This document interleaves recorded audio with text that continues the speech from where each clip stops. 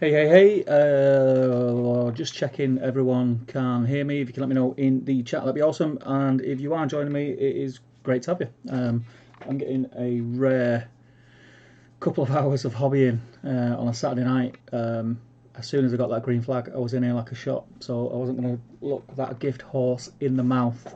Where's my chat? Let's see, make sure you can hear me. That's cool. Yeah, so I hope you're all well. I'm just going to turn my phone sound off. Where are we? Let's have a look.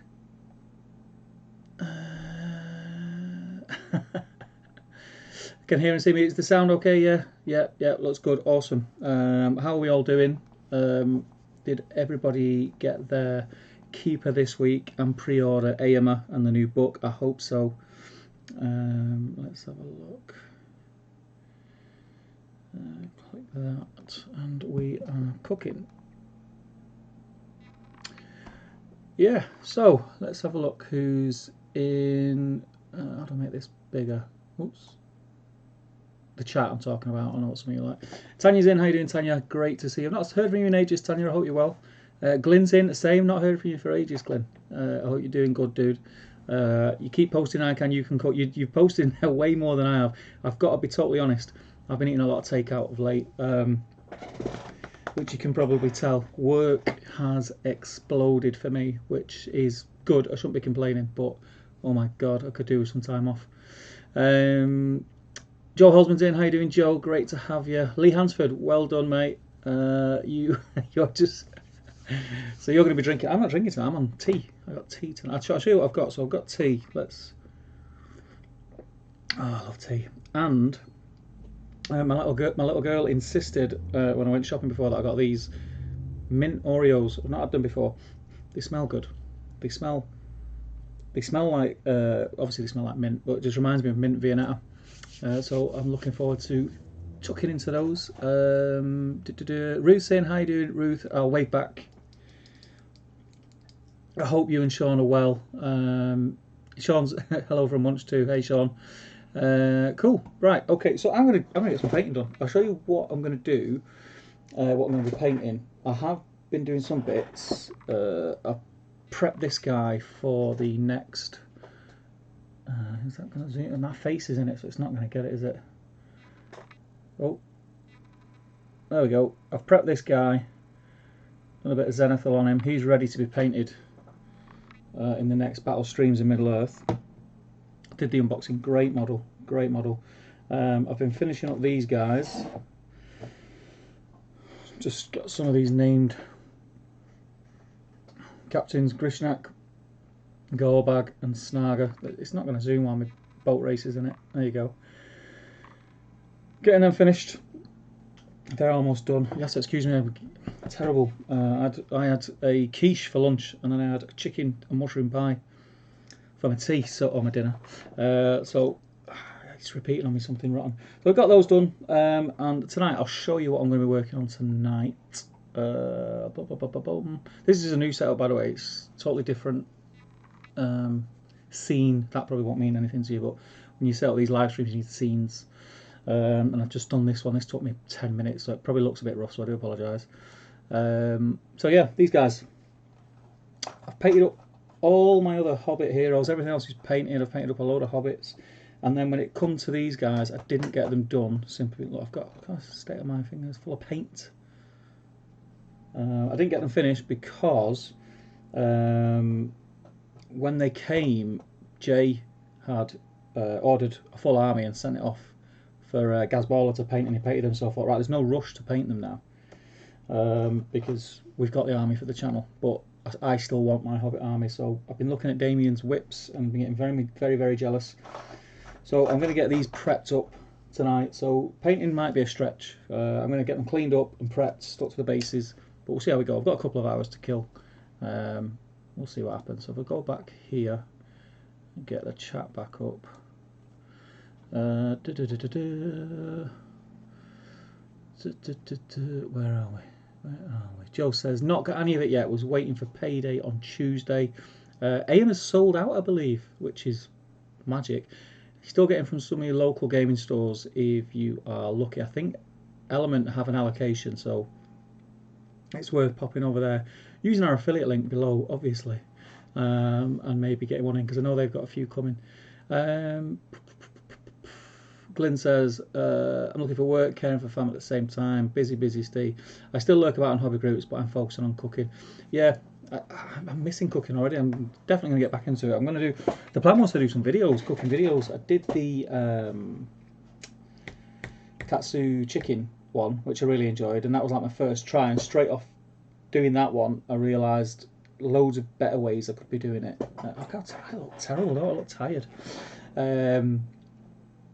So yeah, I'm looking forward to doing some more, but the kitchen is going to be soon in the process of being refurbished, knocking walls down and all sorts, so that will still be coming. Probably, I reckon it'll be New Year now till I pick that back up, but I'll still be posting stuff in the group, Glenn, so keep posting, mate, because I enjoy looking at your stuff. You're a sly fox when it comes to cooking. I didn't know you had that in your forte, my friend. Tanya says, yes, still around. My Friday night gaming is back on. I'm working full time, so I don't really get time for the streams. Yeah, real life can be a pig, but it's good that you're getting some gaming in. I've managed to get some 40k games in. I'm trying to hone my skills at 40k so we can get that on the channel. Me and Jay were supposed to meet up yesterday and film our first Middle Earth battle report, which would have been tons of fun because everything's ready to go, studio's ready, which is great. But it was on me this time. Normally it's Jay who's the letdown. It was on me this time. What was supposed to be a really quiet Friday ended up just being mental. So yeah, that's on me. But we are getting together this week to film it, so keep an eye out for that. I'm really looking forward to filming battle reports again, and especially playing on the board that I'm yet to play on. With the forces that we're playing, it's going to be really thematic and really cool. Tristan Hemsley's in. How you doing, Tristan?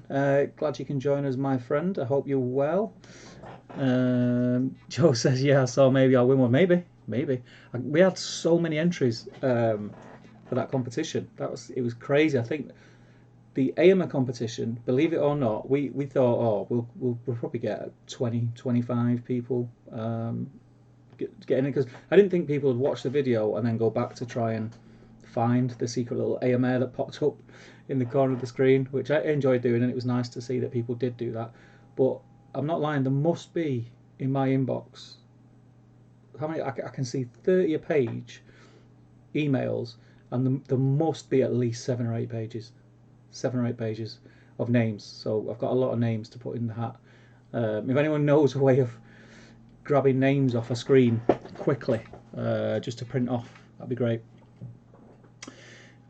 Jill's in. How you doing, Jill? Yeah, surprise. It's not one of the long ones. I'm just getting some hobbying. So I just thought I'd stream it. I thought I'd chat to you guys. I missed streaming this week, and I missed not filming the battle report yesterday, so I just thought, why not? How come Hobbit Steve? Will you be scouring in the new studio? I've got a Hobbit army. I started my Hobbit army way back, and these two, Falco, Farmer Cotton, Rosie, and Gaffer Gamgee are the only ones that I've not got painted of the named Hobbits. So they've always been there ready to do, just to kind of cross it off my to-do list. But looking at Damien's has really got me thinking, oh, I want to paint them. So I thought, why not? I'll get them prepped tonight, and who knows? We'll see. I probably might not get anything done. Keep chatting. Glyn says, may need to start a restaurant/pub with a kitchen. Do you know what? That is one thing that, I mean, I wouldn't even know where to begin getting into it, but I really think I would enjoy having being a cook. I think I'd enjoy it because I love cooking. I love it. And I love socialising. So it's 2 birds, 1 stone. I'd be one of those really annoying chefs that come out and go, how was your steak? Was it all right?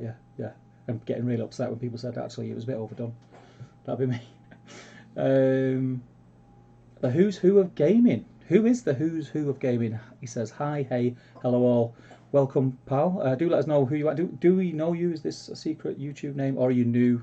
If it's your first time watching, have you subscribed? If you haven't, make sure you subscribe. We're so close to 7k subscribers at the moment. I can almost taste it. Tristan says, can we not joke about AIMers availability? My joke didn't go down well on the GBHL page. You can joke here, mate. It's fine. Joke all you want. Joke. It's fine. It is what it is. He'll come back. Obviously, he'll come back. He's plastic. He's not going anywhere. He's not a limited release. He'll come back. It wouldn't surprise me if next week, when people start getting their AIMers on the doorstep, that he's available on the website again. Wouldn't surprise me at all. But yeah, I wouldn't worry too much about that. He'll be back. And most people who are buying him are like me. They'll get him because they just can't help themselves, and then they'll get him and they'll put him on a shelf somewhere, and he won't get painted for months. Frederick saying, how you doing, Frederick? Says, Guten Abend, everyone. Just tuned in. Don't worry, my friends. You've not missed anything. Just me waffling and drinking tea. I will get to building models in a moment. Is anyone watching? Is anyone else? Are you guys painting, or are you just tuned in to chat? James is Minute Space in. How do you, James? This painting chat couldn't have come at a better time. Flat tire, cupboard doors falling off. Clients' dogs are attacking each other. So stressed. Very grateful for this stream. Don't expect too much, my friend. I'm on my own, and yeah, we'll hang out. We'll hang out. We'll have a bit of fun. I'm not drinking alcohol tonight. Just on tea. Frederick saying, yeah, it's going well, mate. Going well. Tired. Really busy, but going well. Can't complain. Glenn says he had a couple of barbecues and steaks 4 out of 5 times. Yeah. Do you know what? I can't have a barbecue now without having halloumi. Barbecued halloumi is just something special. Love it. I love it on everything. If I have a steak, I'll have halloumi on it. I have a sausage, hot dog, whatever you want to call it. I'll put halloumi on it. Burgers, halloumi. Mr. Daniel Entwistle, as I live and breathe. How the devil are you? It's been so long, my friend. I hope you're well. I hope lockdown's not been treating you too badly and you are keeping healthy and safe. The Who's Who, I subbed way back when. That's my YouTube channel. Ah, right, okay. Cool. It's good to have you, my friend. And Ruth says, what about a food van? You get to cook and socialise. Yeah, grease. I don't know, one of those greasy. I'd stink of grease all the time, wouldn't I? Be in a greasy van all day. Cool, though. Cool. Lisa, can you grab the camera and give us a tour of the hobby? It's on a thing. I could do this one. There's not much to see. So look, it's on a thing here. And I've had to turn my light because if I go like this, you can't see anything. So my camera's stuck on there, but I can do that. That's down there. That's where I film. It's on my board build stuff.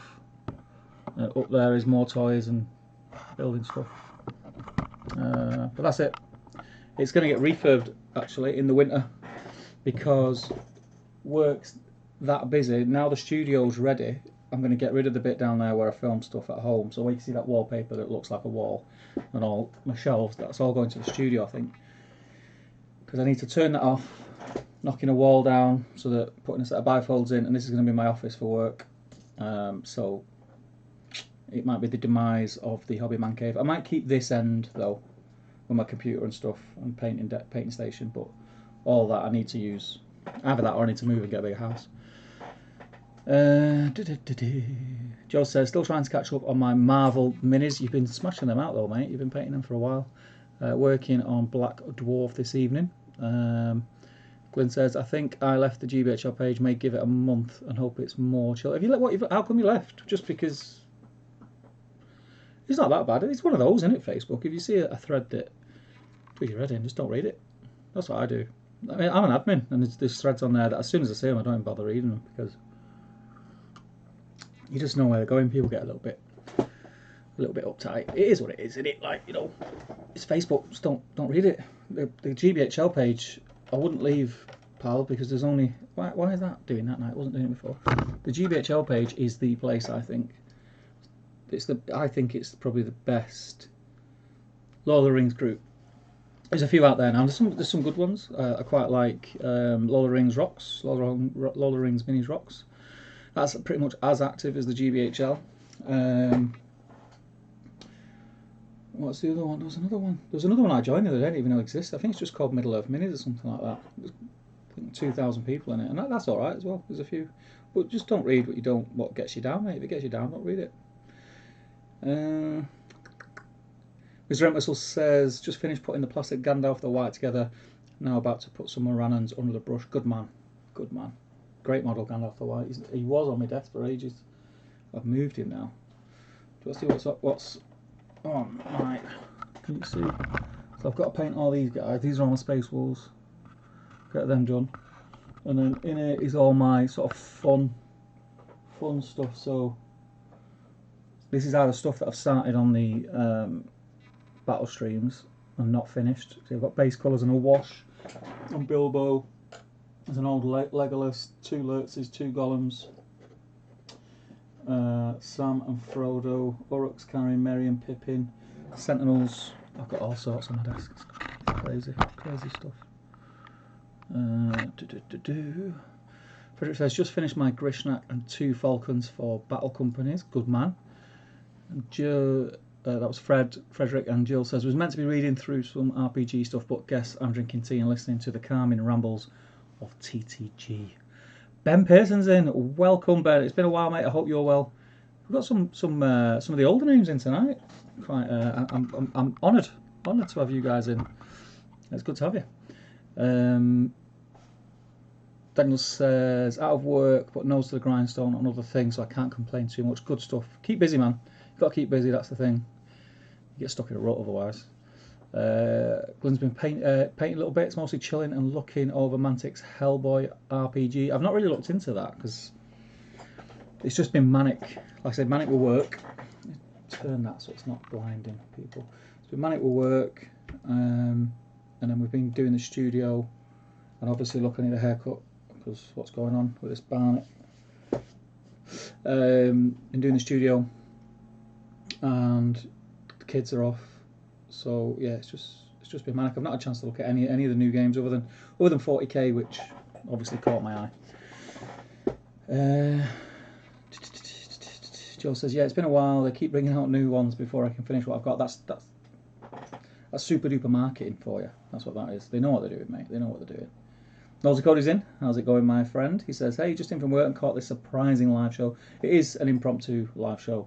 I said it at the beginning. I just thought it'd be fun just to hang out and chat for a couple of hours on a Saturday evening. Normally I'd be trying to sneak off to the pub or something, or sneak off and get some games in down at Element on a Saturday night, but with the world the way it is at the moment, that's not possible. What's going on with my phone? My phone keeps flashing on and off for some reason. So yeah, it's always fun to hang out anyway. Guy says, even though I'm here, even though a little bit late, you're not late, mate. Don't worry, you're not missed anything. We're just hanging out and chatting. Tristan says, GBHL page went in on me today. Super serious. Don't worry about it, mate. Just all I can say is like, some things. If you say something that is close to the bone, or talking about the releases and things selling out and not being available, I think people tend to jump to the negative side of that. The positive side to that is that we've got a very active community now, and people are investing in the game, which is fantastic. Take the positive out of it. The negative is there's a lot of people who wanted to pre-order the miniature today and wasn't able to, which is a shame, but it happens, and it's a plastic mini. It's going nowhere. People just need to have a little bit of a chill. Don't worry, be fine. But yeah, just don't listen to it, mate. If people having a pop at you, just keep scrolling. That's what I do. Tanya says, that's what I do for work. It annoys me. I don't read it. Oh, what's that social media stuff? Oh, that's what you do when you're in work. Yeah, it annoys you, don't read it. Yeah, just life's too short, man. Life's too short. Glyn says, don't get me wrong, the people are on the whole lovely, just to focus on competitive stuff and threads that were whiny, argumentative, made me like, yeah, you're not my scene. Again, it's a victim of its own popularity, so it's still for me like the home of Middle-earth. Dan, who's in tonight, he was one of the guys who started it up, and it was something that grew to be, well, put it this way, if it wasn't for the GBHL Facebook page, I probably wouldn't even be gaming now. I wouldn't have this garage full of toys. I'd have loads of money in the bank. I'd have a Ferrari in the drive. So thanks, Dan. Cheers, mate. Look at it for the good stuff. it is the internet, it is your screen, it is your mouse, it is your phone. If there's something there that you don't want to see, just scroll past it. Just scroll past it. If you put something up and someone has a pop at you, it's only offensive to you if you let it be offensive. Just water off a duck's back. It's words on a screen. Don't worry about it. Daniel says, also recently been bitten by the 40k bug. Got myself putting lots of tanks on the table with Imperial Guard. Yeah, ninth. I was interested in 8th because obviously we've got stuff on the channel. Me and Ben did. It caught my eye. My phone's doing anything. It keeps flashing. Excuse me. But 9th really has got a grip on me, I think. I've painted more since the release of 9th than I painted the whole 8 months that we were messing around with 8th edition, so they're doing something right.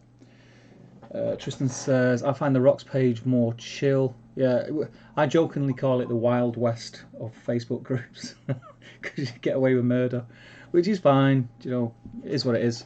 Some people prefer it that way, and some people prefer the fact that the Great British Hobbit League Facebook group does have some guidelines and kind of keeps a close eye on the language used and stuff like that, and both have their benefits. So if people swearing and stuff doesn't bother you, then obviously you're going to prefer the Lord of the Rings page. If it does bother you, then you're going to prefer the GBHL page, and so you've got the best of both worlds. I don't think you get people who go, oh, the GBHL, oh, the little Hitlers and this, that and the other. There's kids on the page. It's Facebook. Kids go on the page. Me and Damien have to be careful on what we say in stream sometimes, because we have some people who are watching. I think there's a lad who tunes in regularly, and he's 16. And don't get me wrong, we do. At the end of the day, we're drinking, things slip, and we have a laugh and a joke. But I generally try to keep it as non-risque as possible, because of that fact. It's just having a little bit of respect for each other. So it depends what you want. If you prefer the Rocks page, great. If you prefer the more family-friendly version, great. I like both. So it depends what day of the week it is. I mooch about in both and enjoy both. So Glenn says, anyone wants to bet Steve doesn't get painting in, but Natter's on in his calm, chill vibe. Have I got a calm, chill vibe? Maybe it's because I'm so tired. Green Trees, how you doing, my mate? Good to see you in the streams again. Yeah, we've seen you quite regularly now, Green Tree, which is nice. I hope you're well, my friend, and I hope you don't have to be up at 5 in the morning, or do you? Nosy says, it's great that the AMA pre-order sold out. As much as I wanted it today, they will be back, and this can only be good for the hobby in the eyes of GW. Exactly. It's sending a signal, isn't it, to GW? There's been a lot of things, but you know what? It's not just Middle Earth. So we had it with the cards. I think we had it. Which was the other mini that no one could get hold of for ages? I can't remember what it was. But I know we definitely had it with the cards. Oh, it's dice. Dice. There's always a thing with dice. The cards, AMA now. It's positive. If you look at it positive, it's a positive thing. It's sending a signal, a statement, should I say, to GW. But 40k, which is their biggest game, sold out of Indomitus. Loads of people didn't get Indomitus box set when it came out. So it's not just us. They obviously have a remit that they need to manufacture X amount, and they probably worked these figures out 12 months ago, not realising what state the market's going to be in, the community's going to be in 12 months down the line, and obviously just sort of miscalculating it. I think the thing is with COVID as well, I think a lot of people have now got more money to spend, so they might be spending more money on hobby. I've noticed that in my work. So I work in the home improvement and construction industry, and I thought I was going to come back and it was going to be dead, and it's busier than it's been in years. And the reason being is because a lot of people are not going on holiday, but generally your normal family, well, we do anyway, so you save all year to go on holiday. People are not going on holiday, so they've got this money, and on top of that they're sat at home. And in the construction industry or the home improvement, they're looking around the house and they're thinking, oh well, we've got that money in the bank. Let's put a conservatory on the back. Let's do a loft conversion. Let's do this. Let's do that. So there's a lot more disposable income. So I think there's more people actually spending money on toys, which is probably what's thrown all the estimated figures from 12 months ago, before anyone realised COVID was a thing, out the window. And that's just me speculating. I could be totally wrong, but I think COVID and people having more money, even though there is a lot of people losing their jobs, there's also a lot of people who've got more money now in the bank than they would have normally had they spent 3, 4, 5 grand on a family holiday. So yeah. We got a bit political then, didn't we? Frederick says GBHL, Generation Shift, STF, and the German HTL got me back into the game, and I got my brother back into the game, and now our 2 younger cousins started SBG. We even went to an event together before COVID. That's awesome, man. That is awesome. I managed to. So I think you've all heard the story before. I got into this game through my son, who is now 22. When he was very, very young, when Two Towers movies came out, Battle Games in Middle Earth magazines came out, he was interested in. I got him watching the films because I always had an interest in the films and the books, and then obviously he was at the age of. Then there was toys for this film that he seen that he enjoyed, and he wanted the toys. So he started playing. So then he grew up and stopped playing, and I carried on playing.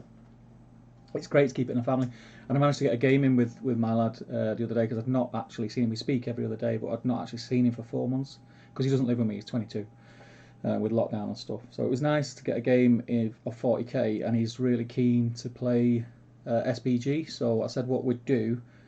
I'll get him a couple of games of SBG under his belt so he can sort of feel for it again, and might do a live game or something just for a few laughs. Get down to the studio, we'll get a few beers in, and do a live game where me and him have a game. That'll be fun. Frederick also says overall the SPG community is great, if you ask me. Yeah, it is. It's the most chill.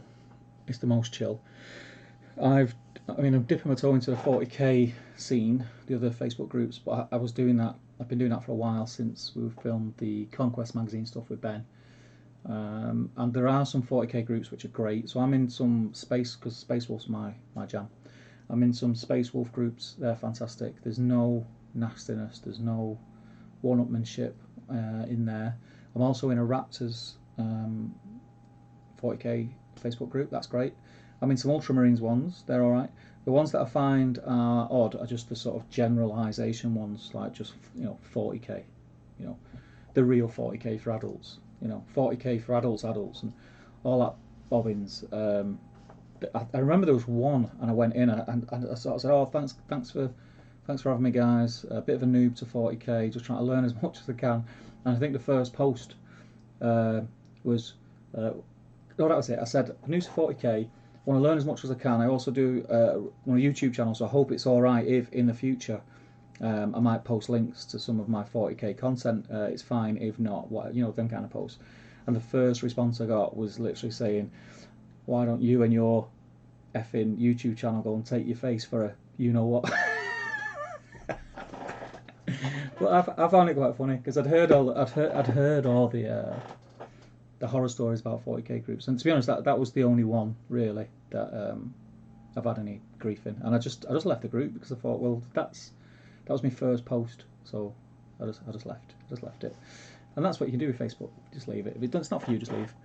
Hajinder's in. How you doing, mate? I was about to dip into ninth, but the amount of books you have to buy is off-putting. I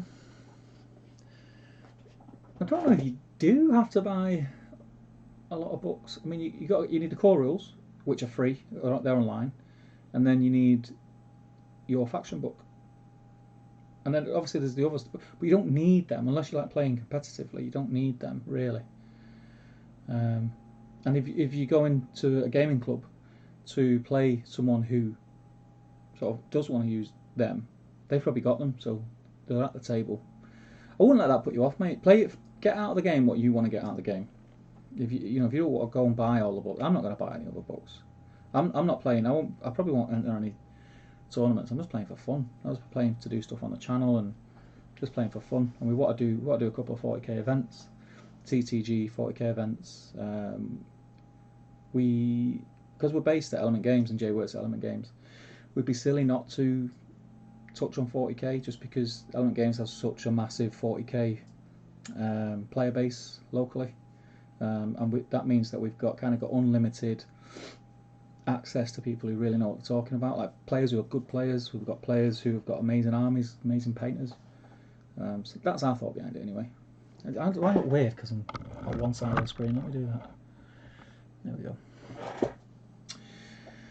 Where are we? Glyn says Weekender 3. Now that would be my scene. Mine too, man. Can you see the colour changing? What's causing that? Let me try turning that light. It might be that purple light at the back. 1 second. Is that better?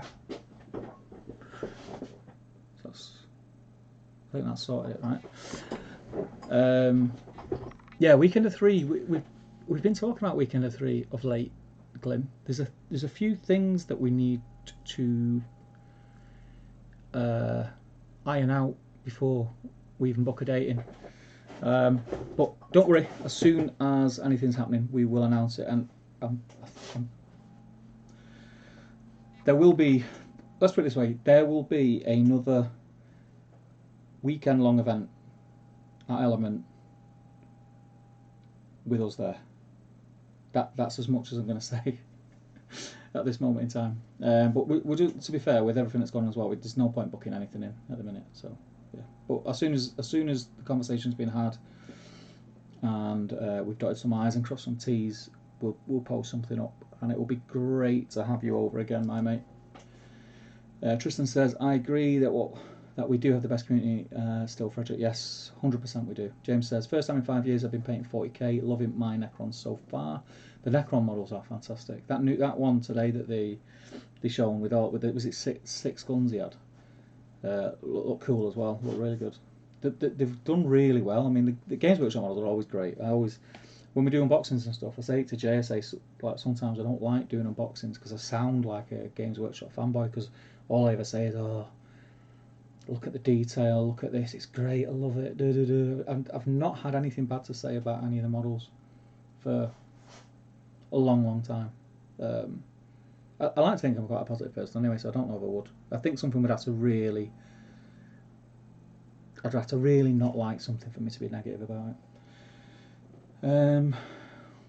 Green Treat, no work tomorrow, I get a day off. Good man. Have a lie in, mate, have a lie in. Drink some of my tea. I always let my tea go cold as well. I do the same when I'm at work. When people make me tea, when I'm working on the houses, I always let my tea go cold. And then they look at me in disgust when I'm drinking cold tea. Glenn says, SPG community is the best. I remember the 2 weekender SPG events I entered at Element. My first ever points came with Reese Taylor. Solid fun block. Yeah, Reese is a legend. He is such a nice bloke. I've got a lot of time for Reese. He's a lovely guy. Like, really, he just wears his heart on his sleeve. And yeah, he's just in it for the fun and pretty much like the rest of us, the social side of it. Dan says, our holiday fun was spent on a hot tub this year, so I think you're bang on, Steve. Yes, I am. And if you've got a hot tub, my friend, it can't be a hot tub without Big Steve in it, can it? Come on, get them invites out. We'll socially distance. I'll sit on one side, I'll put glass or perspex down the middle. Nolsey said, will we get new models for the new supplement coming out, and what do people think we might get? New characters and new resculpts, which ones? I think we will 100% get new models. I mean, we've already seen the captains, Ranger captains. We've seen them a long time ago. They should have been out by now, I think. I'm hoping for a new fellowship. A full new fellowship would be nice. We might get a full new fellowship minus the 3 hunters, because the 3 hunters models are not that old and are still quite, I mean, they're not quite good, they're amazing. So that could be a shout. I think it's the perfect opportunity to give us a new Lurtz. I think the fact that we got these guys unexpectedly. I'm also holding out for a Shagrat and the new Gorbag, even though I've just painted one. I'm not a massive fan of that model. It's a strange pose. It's a strange. His arm's weird. but it's recognisable. You know who it is. So yeah, I think a full new fellowship. If it includes the 3 hunters that we've already had, so be it. That's fine. I'm happy with that because that just means we've got a full new fellowship in plastic, a new Lurtz, Shagrat, Gorbag, and I think we might get a few. I think we might get a couple of new profiles. I don't know how. Don't ask me how or where. I've still got my heart set on like Brief Oak, even though they wouldn't fit into any faction. That's the only thing that I think why they wouldn't happen. But I think this game would not. It wouldn't be a bad thing to have like sort of civvy type profiles that you can use for narrative stuff. And I think just having like Brief Oak or something would be great. Even their own little faction it could be. I know there's not a lot there, but they could make it work. So I think what do you guys think? Is there anything I've not thought of that you think we might be getting? But I think a new fellowship and a new Lurtz definitely. But we look at the scouring. Look at all the I'm still painting models from the scouring release. We've got so many new models with that and profiles. So I think they set a precedent with that. Green Tree says, I was all about Space Wolves when I was a boy. Ragnar Blackmane, Blood Claws and Grey Hunters and all that. Yeah, boy. He's not finished yet, so don't judge. In fact, I don't know why I keep holding it up to the webcam. Let me put this on. That's my... Oh, I've got to move that out. That's my Ragnar. I say he's not finished, but he's getting there. It's a great model. It is a really cool model. It's mad, isn't it? Like I can see now when I go close up how much work I've still got to do in him. But yeah, Ragnar's the man. And apparently he's a shit hot in game, which I don't know because I don't really know the rules that well yet. Let me get the chat back up. Glenn says, woot! I think that's in reply to what's said about Weekender. Hope so. Ian's in. How you doing, Ian? Good to have you, my mate. Lee says, do you still play anything besides SBG and soon to be 40k, Steve? So it's a weird one.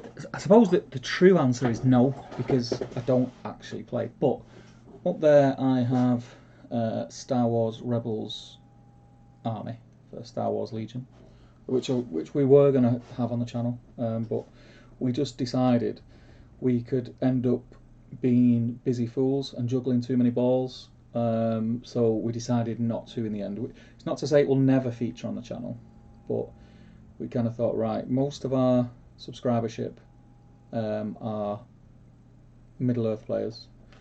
We started to get a lot of players who play 40k, so they're gonna be our main sort of systems. But once we've nailed them, once we get a few battle reports under our belt, the plan is to drop things in and just see how they do. So Warcry, Jay's got every faction for Warcry, I think, painted, apart from the new stuff. Warcry's just got a new starter box, so you may see Warcry again, because then that sort of ticks another box of AOS, really. So you may see that. So let me think. Bolt Action's a game that I really want to play, but I've been saying that for 5 years and I still haven't played it. So whether I will or don't, who knows? I hope to. I grew up. My childhood, I grew up with Action Men and watching World War II movies with my dad, and the aesthetic of Bolt Action really does appeal to me. I just look at it and I think that's cool, because I used to also, as well as Action Men, I used to collect the Airfix plastic soldiers, and I had all the different countries, like the Germans and British, American, Japanese. I had loads and loads of them. So it does appeal to me, but it's just time. It's just time, my friend. Who knows? If I win the lottery tomorrow, then I don't need to work, right? So I'll play everything then. Have a different game every day. Dan says, anytime, bro. Good excuse for a game as well. Get you down to 7th City for a look, right? Before the lockdown, I spoke to Barney. Barney and Will are coming on Speak Friend. We've not done it. I booked them in. My agent spoke to their agent, all that stuff. I booked them in to feature. I think they're on the next actual episode. But then when this hit and everything come to a halt, there was you know, events stopped, manufacture of toys stopped.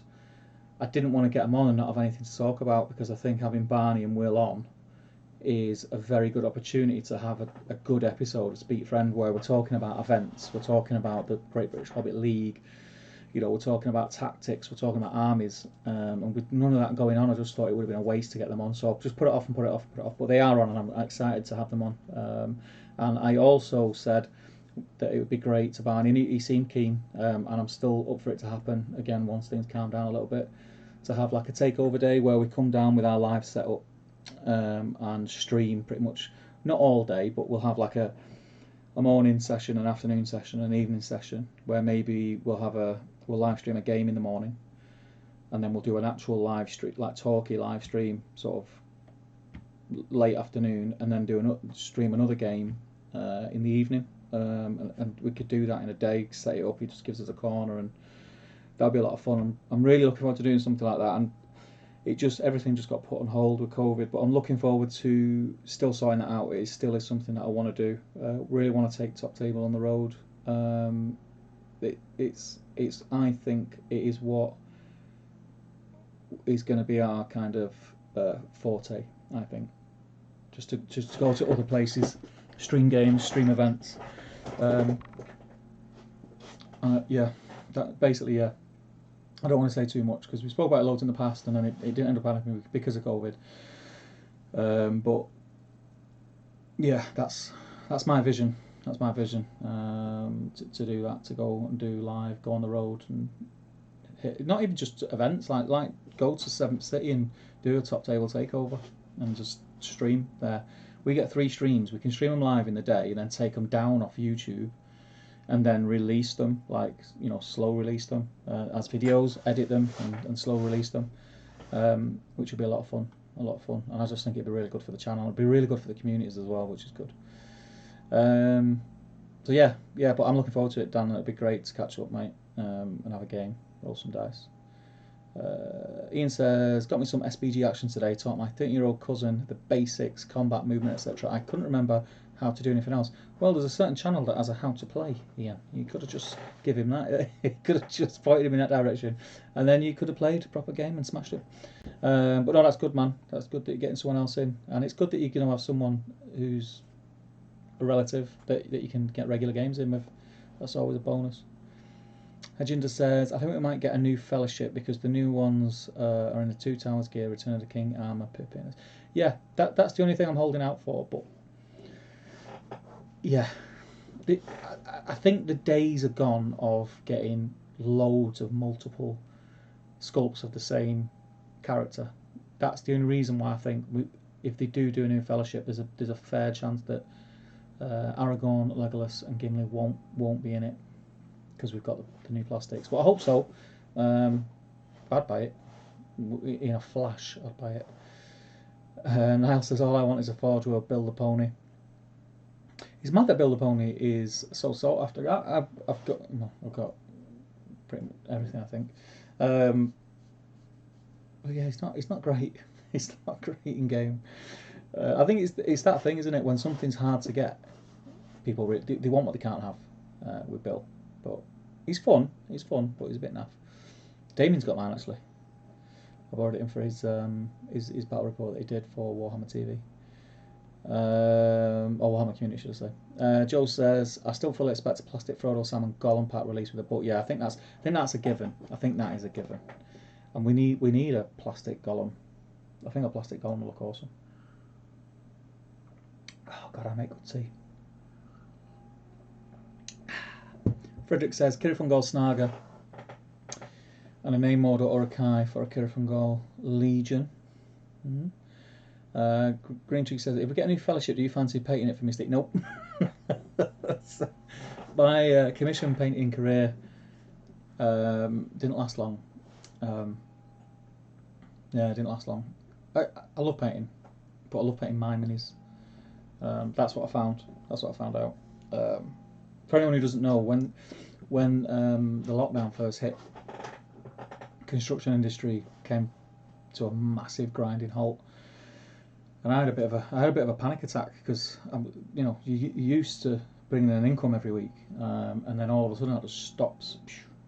I started to panic. I mean, I knew we had a bit of money in the bank, and you know we had our savings, and but I was like, well, you know, I've worked hard to get that money in the bank, and I've worked hard to have those savings there, you know, therefore, you know, when we retire, so we can enjoy ourselves and things like that. I don't want to have to spend it because there's a pandemic. You know, that's not what it was intended for. So what can I do? And obviously everything was shut, so it's not like I could just go out and do another job because I couldn't do anything. We was on lockdown, couldn't go out of the house. So I decided to commission paint because people had commented on my painting, which is very, very kind, by the way. I mean, I think my painting's very average, but people commented about my painting in the past. So I just thought, oh, you know, if I get a couple of small commissions a week, at least it's something coming in. So I put the post out. And I was inundated with people messaging. It was quite humbling, actually. I went the first one that I did was painting the old metal, the first Fellowship set for Mr. Pat Gaunt, who is the creator of the Battle Companies app, and he done our overlays for our live stream, you know, with the scrolling text and all the Might Will of Fate on the heroes and things like that. So he's a very talented guy, yeah, a really nice guy as well. He came down and we filmed. Did we film it? Yeah, we filmed how to use the Battle Companies app, and we also had a few games of Battle Companies ourselves just for fun.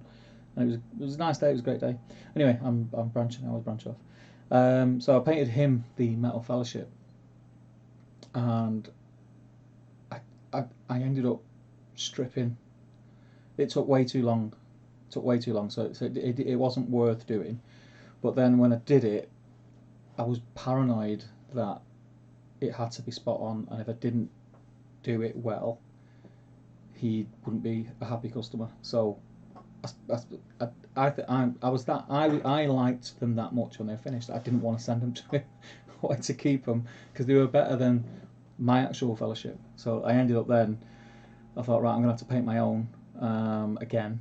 And then I thought, oh, sorry, if I'm painting a new one, I may as well do something a bit special. And that's when I started converting the Fellowship models, and I've still yet to paint. They're still ready to go. I think they're here somewhere. In this drawer.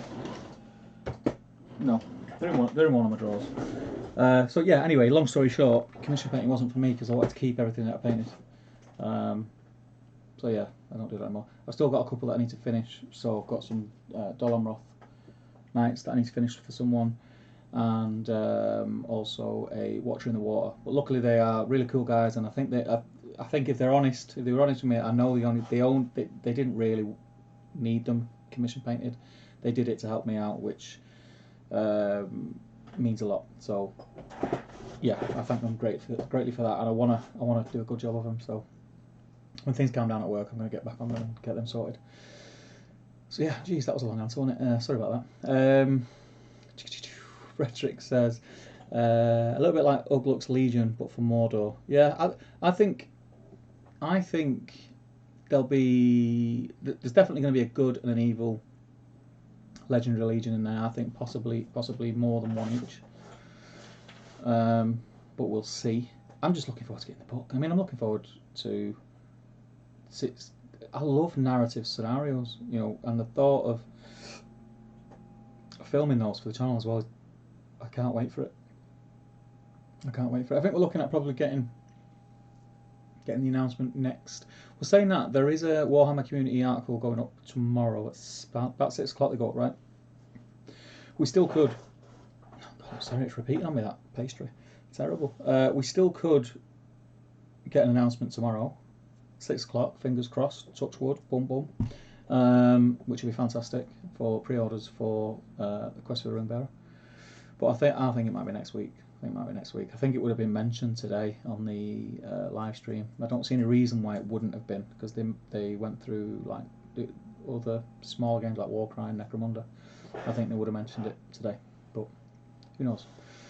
Where are we? Glenn, Civi profiles easy to make yourself. To be fair, yeah, but we want GW minis. That's the thing. I'm one of those guys.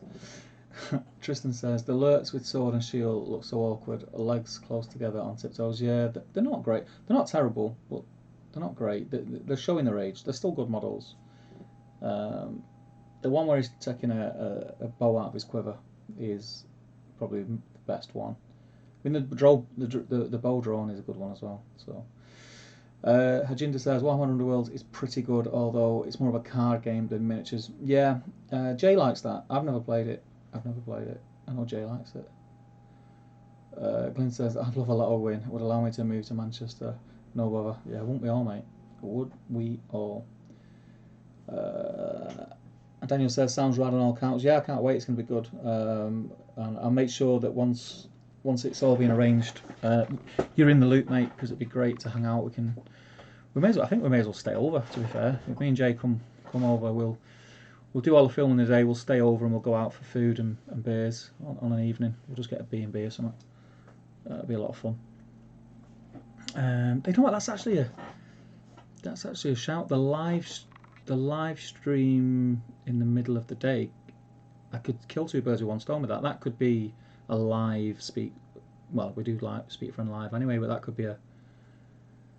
Yeah, I'm branching off again. Leave that with me. Glenn says I could teach you bot action, Steve. I got SS Germans and British. Yeah, that'd be good. That'd be good. When you are down, bring some of your stuff and we'll have a game. I did get the Band of Brothers box set. I've still got it. It's in one of my cupboards over there.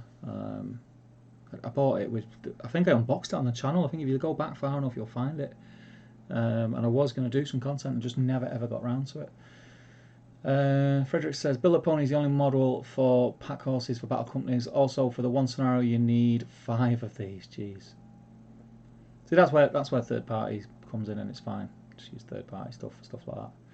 So many minis I would buy if I could do them justice. If I could do them justice painting them. Your painting's all right. Yeah, man. At the end of the day, mate, you paint what you paint. I think everyone's always down on their own painting. I don't think my painting is hit and miss at best. Sometimes I'll paint things and I'll think, you know what, I'm happy with that. And then you see someone else paint the same model on Facebook. You think mine looks bobbins. But yeah, don't be too down on yourself, mate. My missus has just texted me, so just bear with me 1 second. I do apologise. Where are we? There we go. That's fine. Nolsey says, anyone think a new Sharku foot? Yes, that Sharku's a shout, you know. New Sharku foot unmounted is on the resculpt list. I think the new technology, they could do a great model, and what's happened to Demolition Hurricane set, anyone know? Sharku is definitely a good shout. Sharku's one that was off my radar, but now that you say it, I think is a very good shout, because they seem to like the orc captainy type things, and I think, do you know what? Here's one, and you've got me thinking now because you mentioned Sharky. I think there might be a possibility we might get new wargs, new plastic wargs. That would be good because the wargs are a bit naff. Yeah, that'd be nice. New plastic wargs. I won't put money on it, but yeah, that could be a shout as well. The demo Hurricane, have they gone off the website now? Let me get the website up. Let me have a look here now. Let's have a look.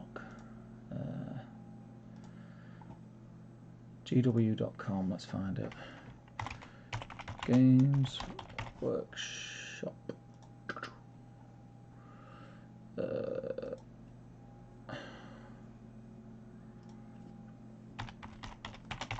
Hurricane.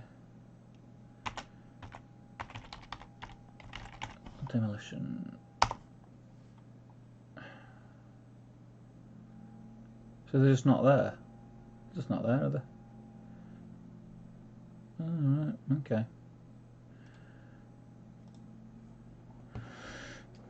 Yeah, I don't know, mate.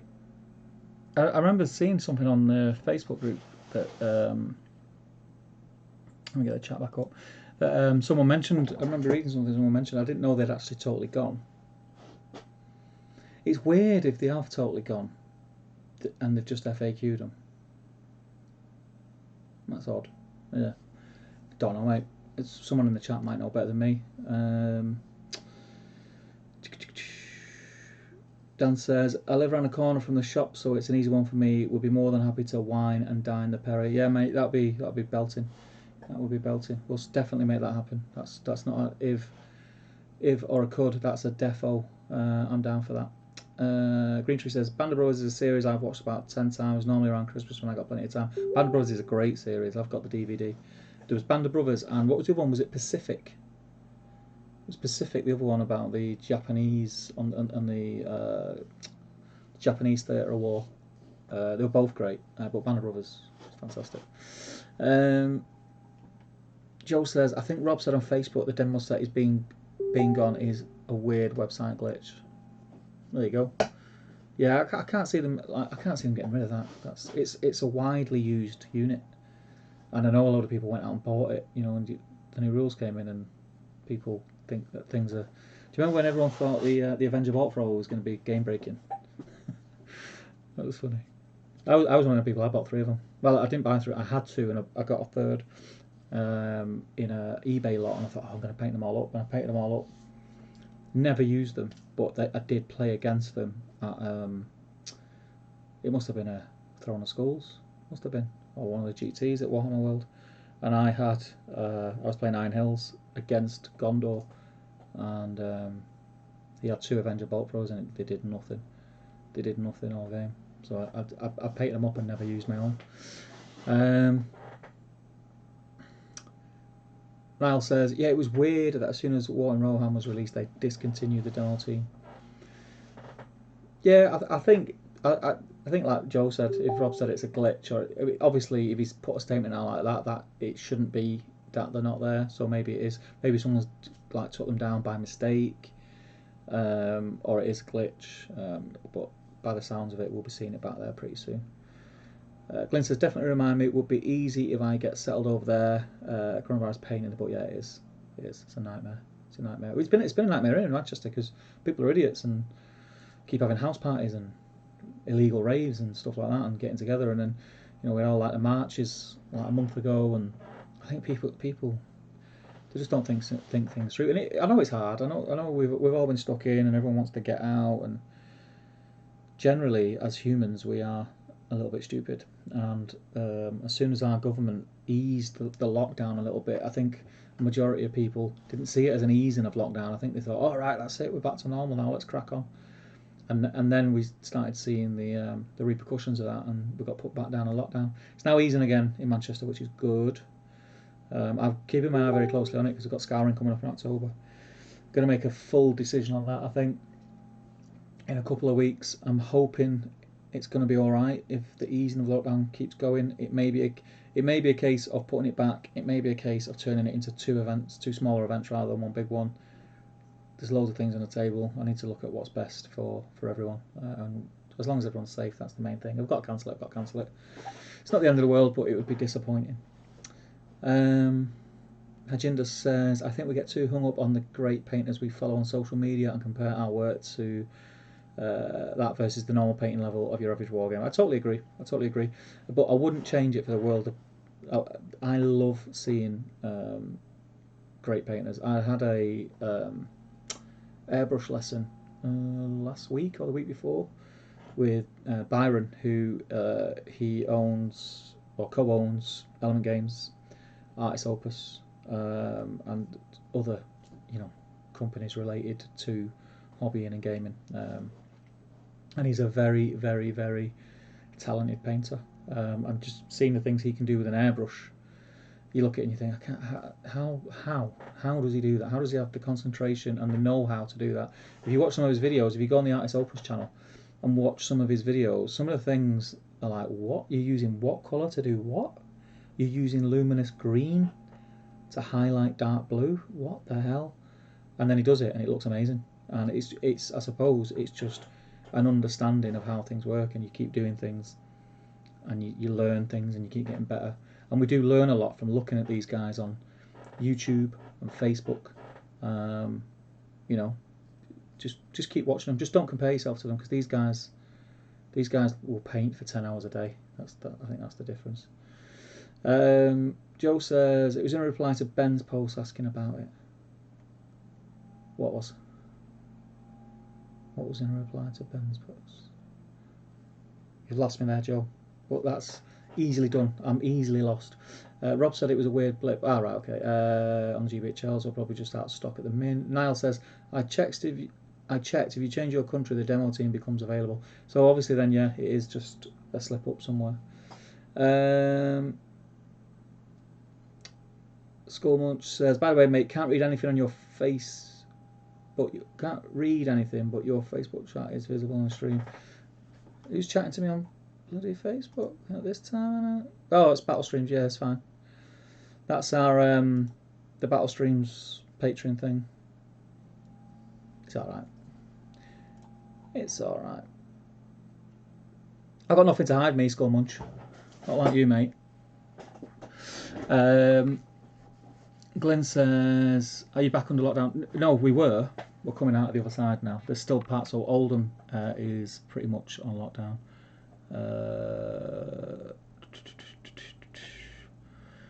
Holy beep.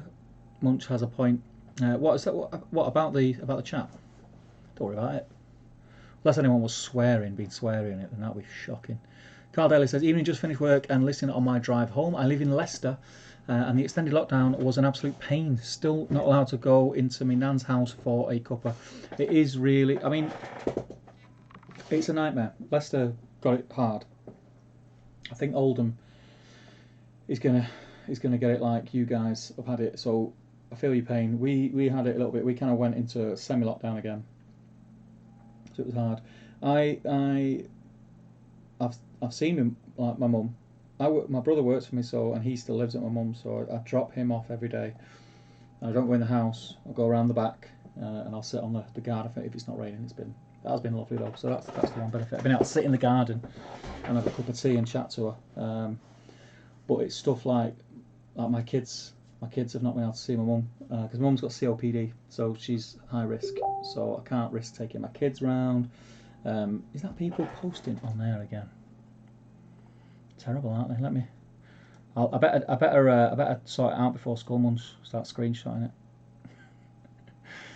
There we go. If I drag that over,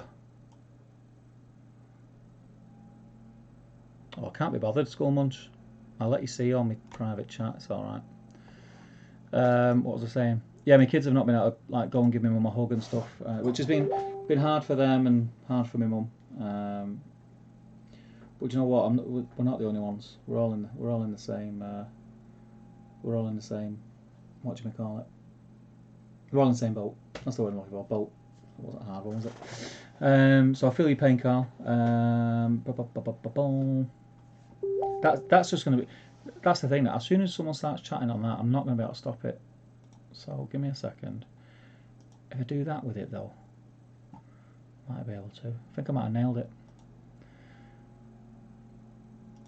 There we go. Joe says it was mostly comments about how Steve's still not painting. Probably is. I'm not doing anything else. This is what's going to happen. I mean, I'm not finished my tea. My tea's cold now. I've not had me 2 mint Oreos.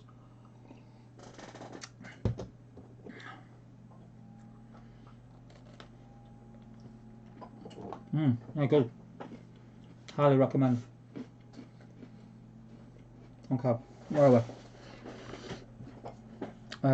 Ruth would have Sean's behind. Yes, she would. You can tell Ruth takes no messing. Where I live in the country, being very little cases. Yeah, you're looking. It's a horrible thing. It's a horrible thing. I've not had anyone immediate who's been affected by it, but I've had sort of the next best thing. I know people who've had it. And they've had like a bit of a cold and then been fine. And I know people who are not here now because they got it. So I think when you know that, when you've had that experience of someone, again, it's not immediate, so it's not like any of my family members or friends, but you've had someone who's sort of in your circles where that's happened, I think it hits home a little bit more, and you're a little bit more cautious. Like even the pubs are open here, and you can go to the pub because they have social distancing things in. in effect. But I've got my local is literally a 5-minute walk from my house, and I've not even been because I'm just not taking the risk. It's just not worth it. I've not been to the pub for 4 months. Another month, another 2 months, another 3 months, whatever. It is what it is. You just got to do what you got to do. Green Tree, I emailed some Battle Streams middle of hour. I just said a Battle Streams email a few days back. Did they make it to you? I'll have a look, my friend. Probably. That email address had literally when we streamed last week. We had the YouTube channel set up. We had the Patreon group set up. We had the email, Patreon, YouTube channel. Yeah, them three all set up. And they were dead. We had them set up for about a week, 2 weeks, and we honestly thought that we'd get 1 or 2 people who would want to support us, and the response was, I mean, it's still blown us away today. It's crazy. It's crazy. Right, who is that now? Is that you, Glenn? Let me check. Yeah. Glenn, you're a gobshite.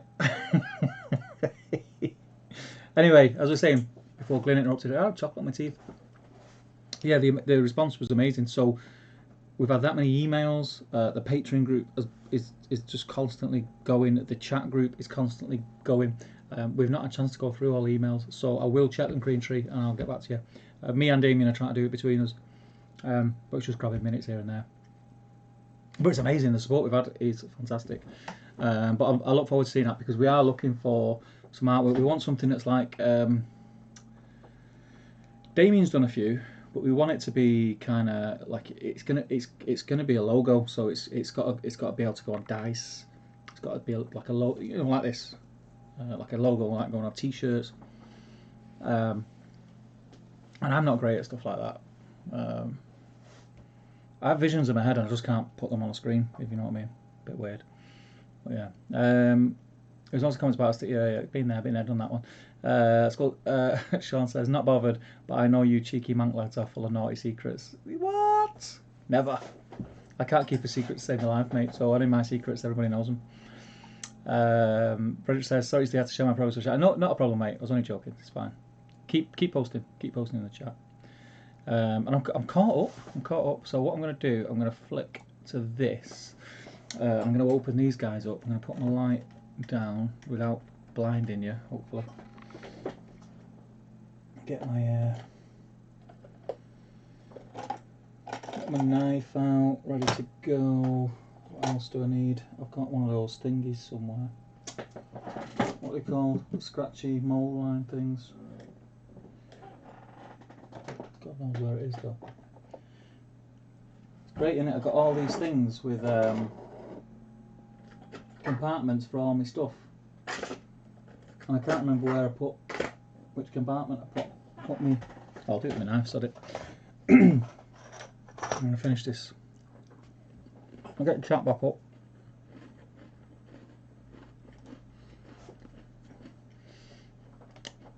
It is open. Well, I've been using the back of that's how long I've had this Bristol on my desk. I've been using it as a mixing palette. Okay.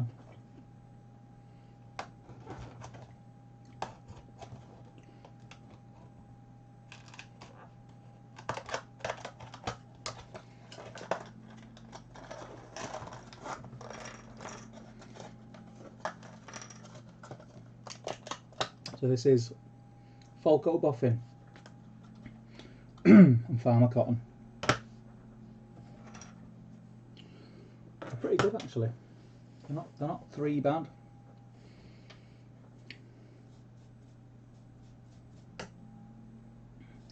If you're wondering, oh, I'm not in shot there, am I? If you're wondering why I'm brushing them with a toothbrush that's had the bristles cut down, is it's firm enough to get rid of, you know, when you get them little sort of the very thin bits left from the mould, but it's not hard enough or stiff enough to damage the model.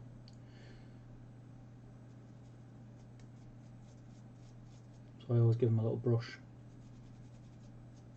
with that. Great minis, aren't they?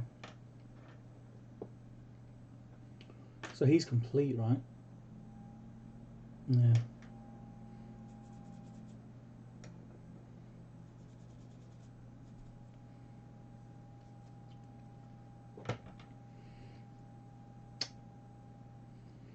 So I can get him straight on a base.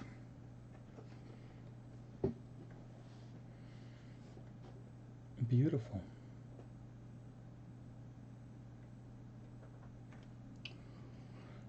Green Tree says, don't think the art I sent would fit on dice, more of a YouTube banner or background. Okay.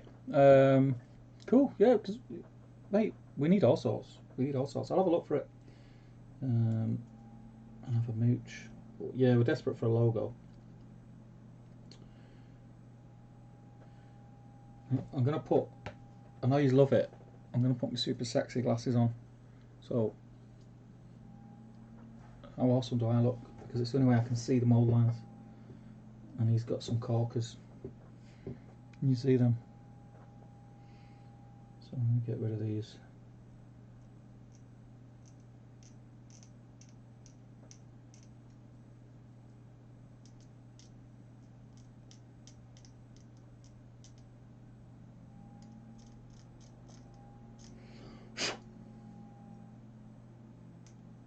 They're pretty big, them mould lines actually. That's probably sort of all the one I do on camera.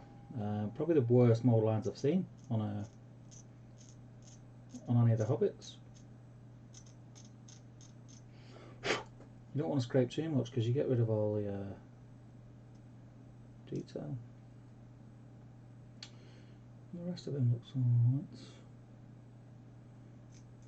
I think I can hide the rest of that with the paint job. It's not too bad. So I'm going to get him on a base, so I'll cut him off this.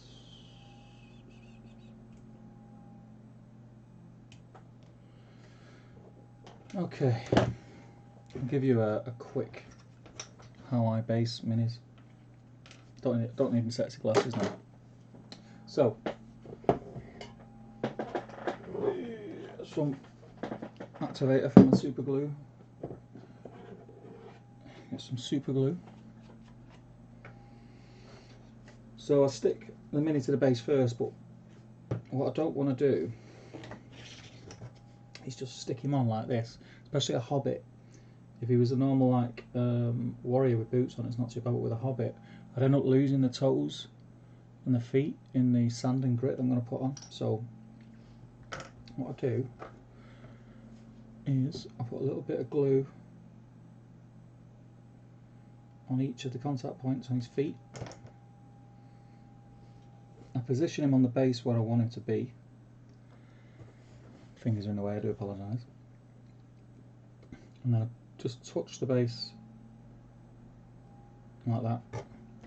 And I don't know if it's showing up on camera, you can see the two dots where the glue hit. And then put a blob of glue.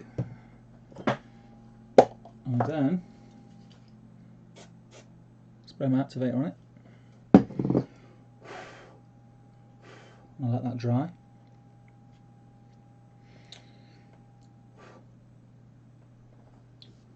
And then put another blob.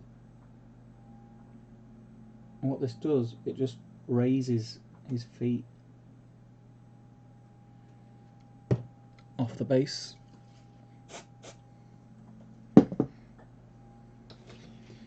Need to get close to the light. You see? So he'll stand proud now. And then reapply some glue to his feet.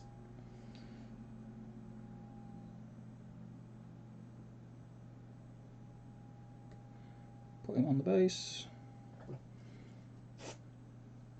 A little spray. Nothing like aerosols on your painting desk on an evening. Put a smile on your face. And I'll try and do it so you can see. angle my light. Actually, I've got this one here. I'll do this one. You see how he's... My phone's in the way. God. He's like levitating now off the top of the base because he's on them glue dots. And he's nice and solid. And then I'll get my basing mix, which is a mix of chinchilla dust. Let's not go down that road again. Sand, different textures of sand. Just all different textures, yeah, but all very fine. Chinchilla dust is great.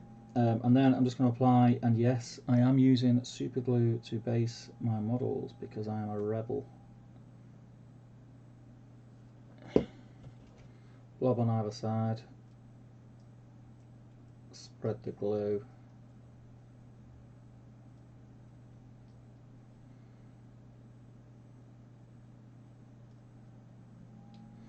And the trick with this is because I've already sprayed the base, it's already got activator on it, so don't worry that you don't get the sand doesn't stick to the whole base. Just stick it where it is and then go back in.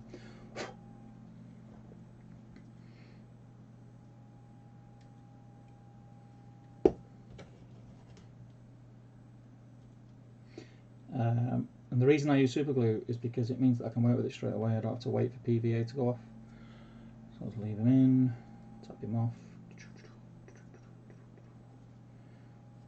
I'm happy with how much sand is on it, which I am there. Give it a spray. Get rid of that. He's based. He's ready to go. Boom. So I'll do the next one. I'll put him together. Let's jump back in the chat quick.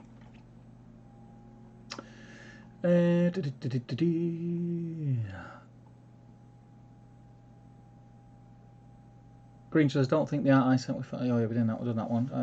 Could have just glued him on the sand on the base or pin the model, leave him smaller. Yes, I could. Old habits.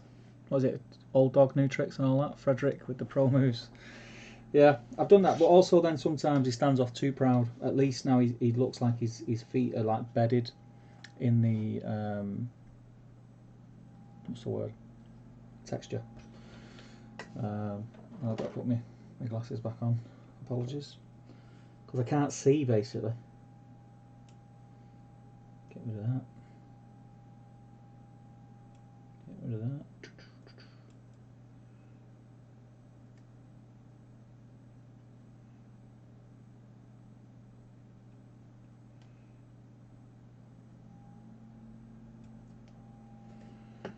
Don't need that.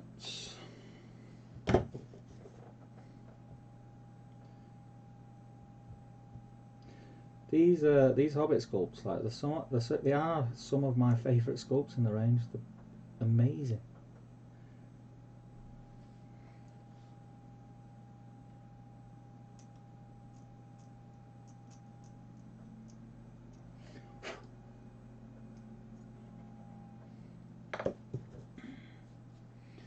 That one wasn't too bad for mould lines.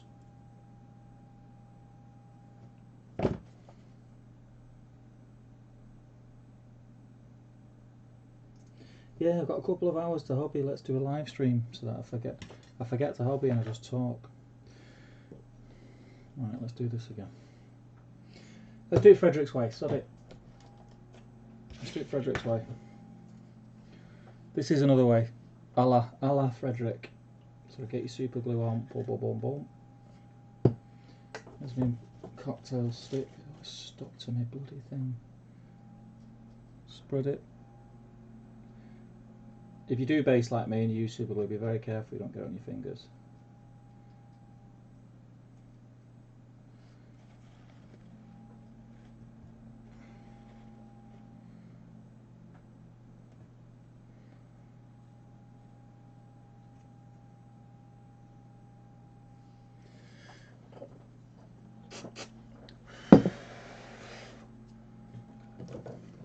Yeah, I can't see. If anyone is tuning in now.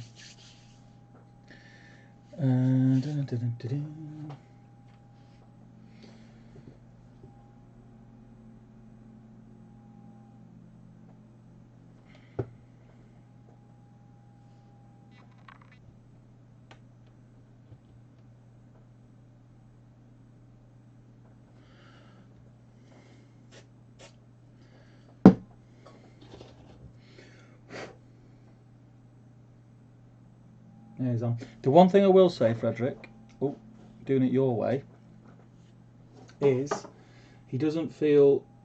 You can see that there's movement to him, yeah. So he is. I've got a good adhesion with the super glue, and I don't think he's going to fall off. But there is a bit of movement because his feet aren't stuck to something flat.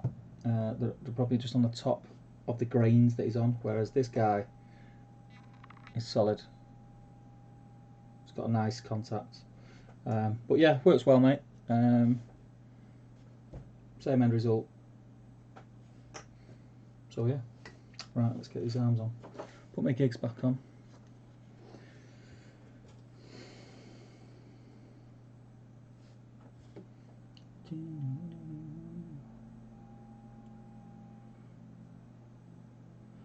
I'm cutting. The only thing about these hobbits, I get really worried that I'm going to cut something off that I shouldn't do.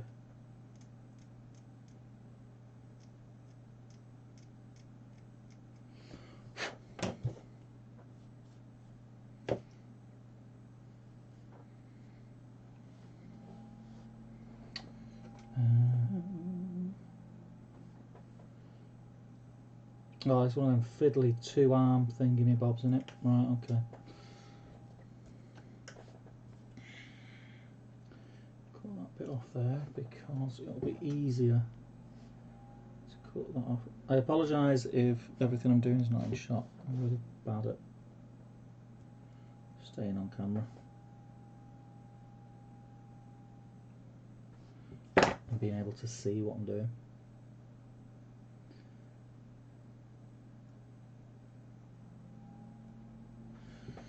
So this has got a square on it, so it should only go in one way, which helps. So I'm going to stick that on first. So another thing that I do when attaching arms, I don't just put a blob of glue on the end of the arm because you end up putting too much on and then it squirts everywhere. So I'll use a bit of the sprue, put some super glue on it, put some glue on my matchstick.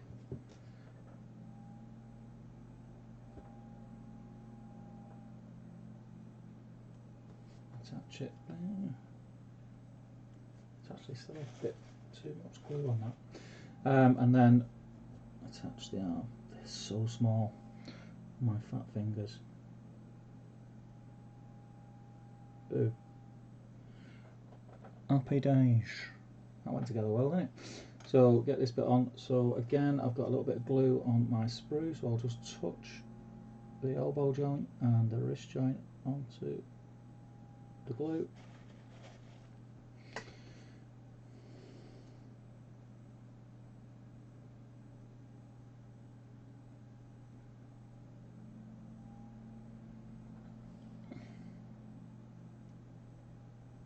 Just hold it for a minute.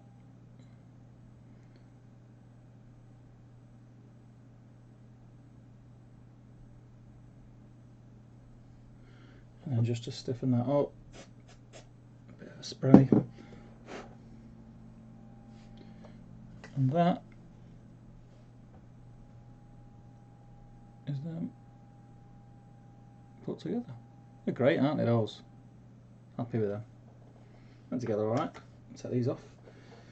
I think that's enough hobby for at least 10 minutes. Let's go back to the screen. Just let them dry properly and I'll get them base coated. Let's have a look. So what about you guys? Is anyone up to anything special of late? Have you started a new army for post-lockdown? Turn that off so it's not blinding you. You started a new army for post-lockdown, for any events? Let me know what you're up to.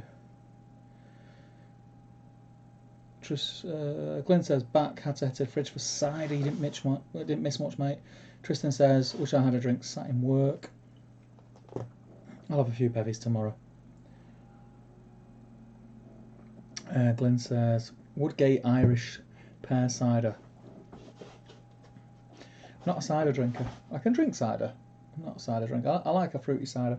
I always do that thing where if I'm out, like my missus drinks fruity ciders, like Copperbergs and all that malarkey. I always end up like drinking bits of hers, because like, oh, give us a little bit of that, it's nice that. But I can't bring myself to buy one. Frederick says, with the current temperatures, I can basically do the same thing, but with PVA instead of super glue, because the PVA dries super quick, flipping out. I mean, that's instant. If you can get PVA to dry instant, that's amazing. Yeah, it's a little bit risky to glue models onto sand. That's where pinning can help. Yeah. Yeah. With the glue I use this. I don't know if it's available where you are, Frederick, but there will be an equivalent too. So I get this stuff in work with the glue to match, and basically it's for, well, you can see it on there. It's for cornices, for kitchens, MDF for cornices. And the activator just makes it set instantly. Because with super glue, if you just use super glue on its own and you hold it together like it says for 10 seconds and it feels like it's stuck, that glue will still take a good 5 minutes to cure properly. But with the activator, it cures in about 3 seconds. So you get a nice solid fix. And I find that, especially if it's resin, I don't need to pin them. Because the other thing that I notice, I do pin some models, don't get me wrong, and I'm not saying do what I do, you know, you do whatever you guys want to do. If you want to pin, you pin. I found with pinning resin models, I've dropped a resin model before that I've pinned and it snapped like at the knee or something, you know, where the pin ends, not on a natural joint. Whereas if I don't pin them, they tend just to, the super glue will give way and the model will still be intact, and I've just got to glue it back to the base. That's the reason why I've stopped pinning my Forge World stuff. Not that I throw my models about or anything. Just says, thanks Glenn, sympathy helps. Well, working on a Saturday night doesn't sound fun, but I'd kill for work at the minute, says Glyn. Frederick says, not to anything special, just painting random models every other day while watching two weird blokes debate chairs, chinchillas, cutlery and slippers. Those streams are a lot of fun. I'm looking forward to next week. Do you want to take bets on how much of him I get painted next week in the stream?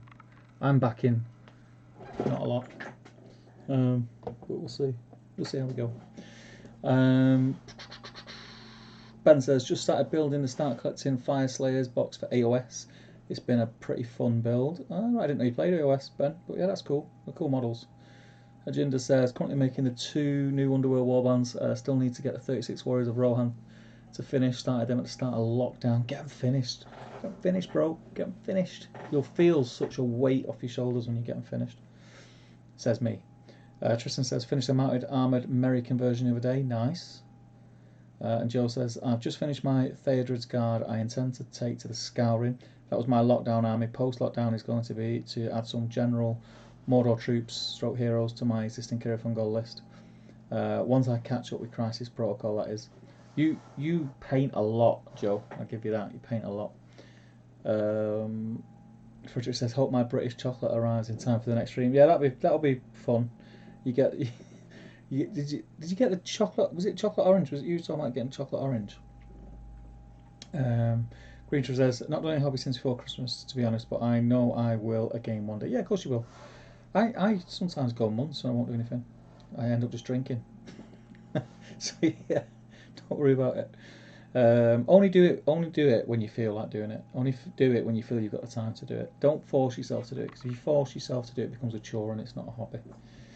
Glenn says, army-wise, haven't looked at SBG in months. 40k, got Necrons half Indomitus, but other 40k factions. Picking my fantasy, don't know what to do.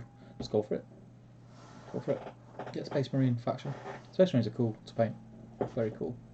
I'm enjoying painting them.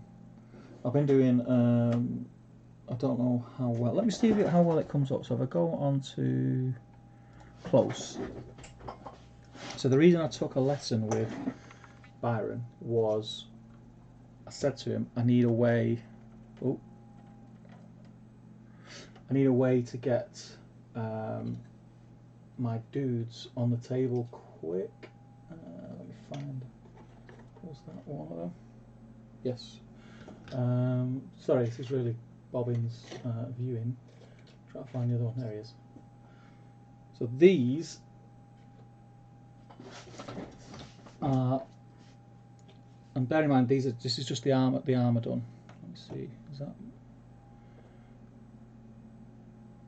the autofocus on These are just the armour done with an airbrush. So all I've got to do is pick the details up. Well, this is all airbrush. So is that coming out all right? Can you see that? So they've been airbrushed and then a pin wash.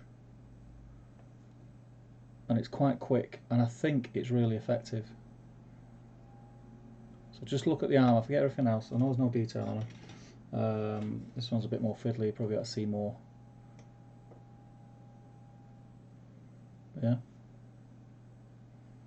This is a conversion, this one, for a Blade Guard Space Wolf dude.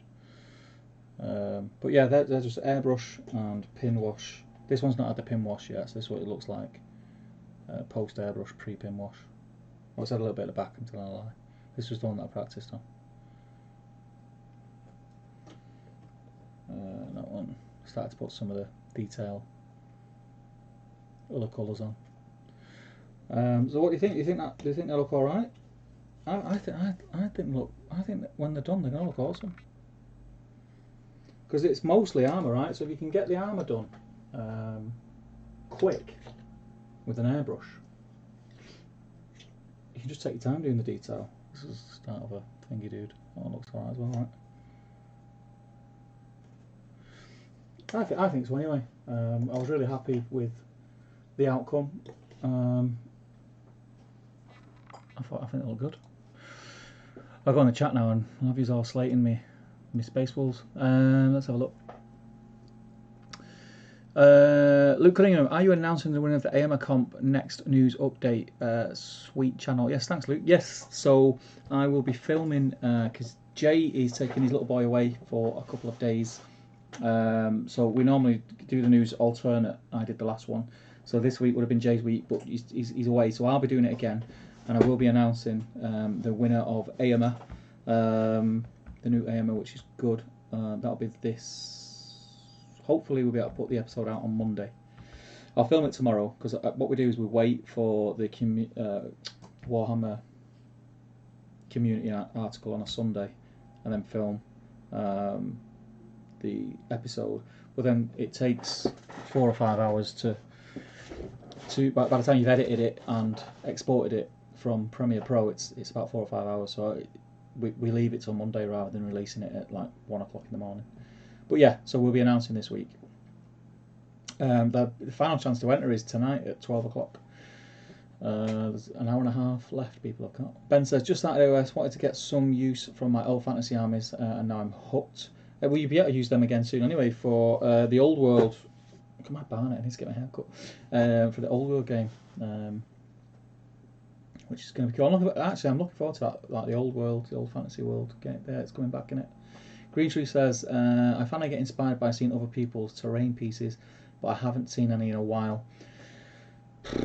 Yeah, I really like doing terrain, but it's time consuming and it ends up taking up the whole back end of my man cave, which means that I can't film anything else. So I've not really done anything of late. How about a weekly terrain showcase of your boards?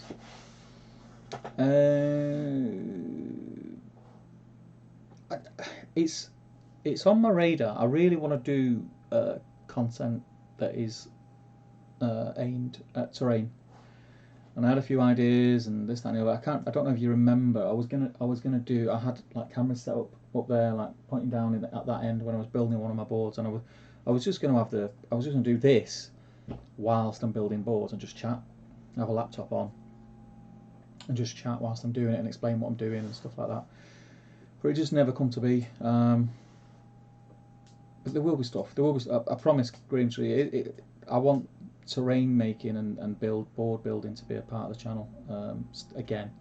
So it will happen. I just need to get the other stuff that needs to be in place for the channel to grow first, and then we'll be able to drop on stuff like that. Sean says, must have steady hands to airbrush that face. No, that was paint. I painted that face. It's just the armour. And like I say, with anything Marines, Space Wolves, Ultramarines, Raptors, Blood Angels, whatever they're called, the red ones, they are predominantly armour. So if you can get the armour looking decent, and then just paint in like your pauldrons and your weaponry and your belts and pouches and skin, after the fact. It's going to shave so much time off what you normally would spend. Wutero DV, assemble my fantasy wargames terrain from Battle Systems today. Really good terrain for great price when compared to resin terrain. Fantasy wargames terrain. Is that the cardboard stuff? If it is, that stuff's awesome. If I'm thinking of the same stuff, that stuff is awesome. We seen it at I think it was Games Expo. Me and Jay went to. I think it might have been one of the big conventions anyway. And I'd seen pictures of it and I knew it looked good, but when I seen it on tables, it was amazing. Clint says if he wasn't steady, his work would be booming.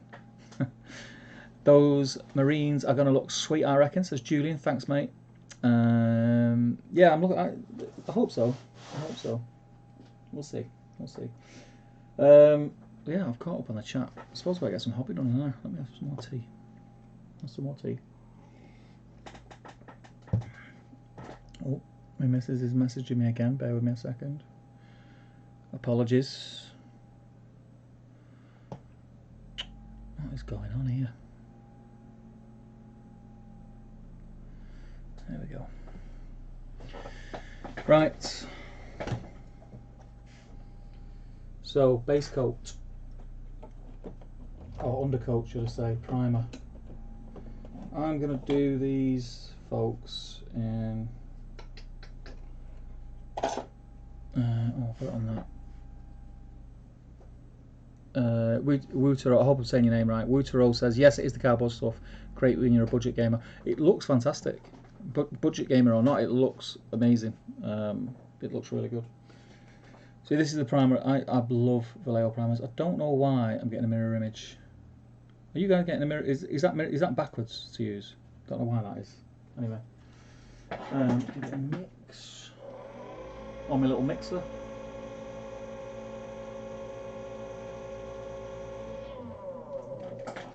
I'm going to go with Israeli sand. Okay. If my generator kicks in, I do apologise for the noise, but it won't stay on for long.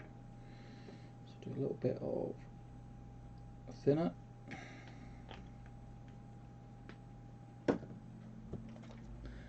And some of the primer.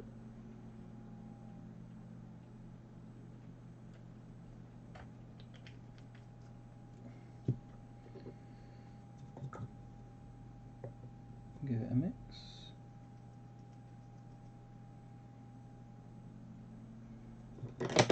Oops.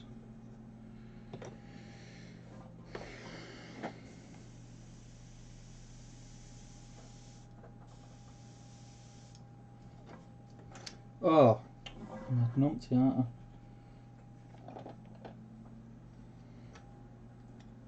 I? Need them on handles.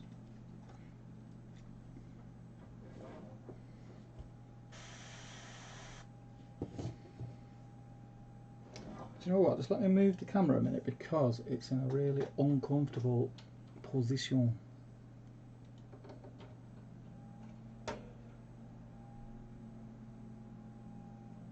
It's better.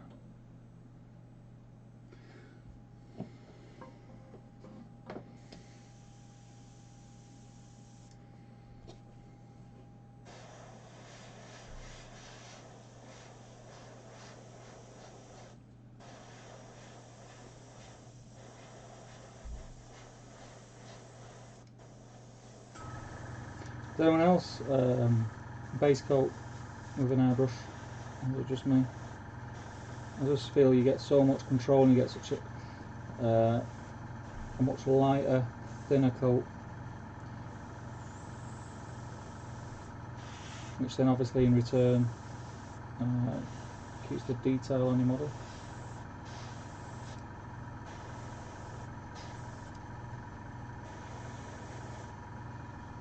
That's him done.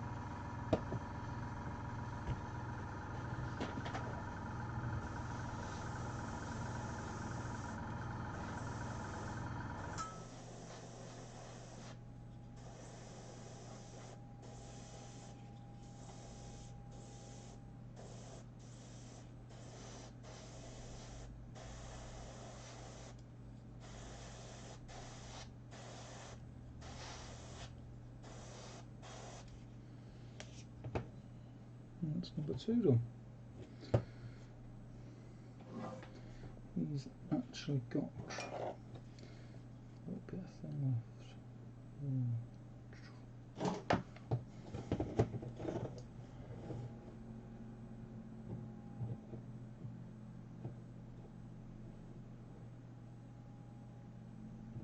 Don't know that I've undercoat them a very similar colour to my dry brush pad, does it?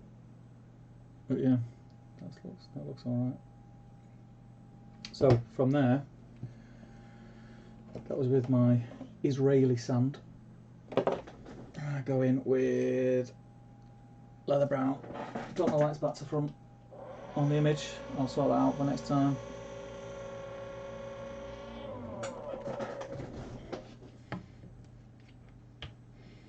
Just a bit of a darker tone. A couple of drops in there.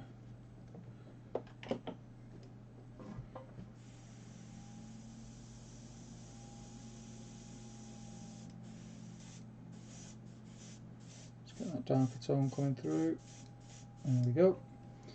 And I'm just going to hit it from underneath.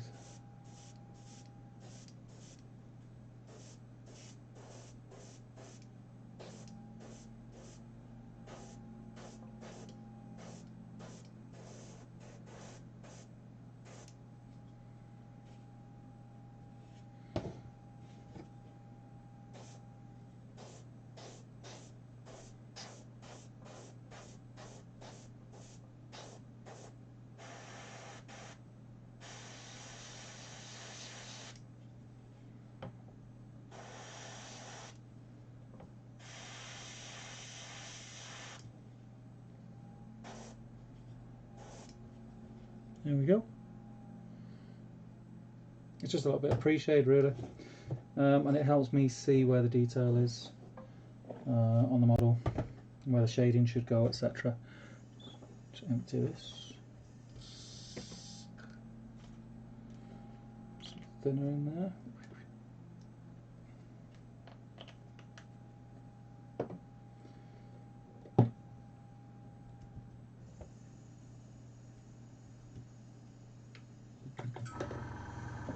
There goes my compressor.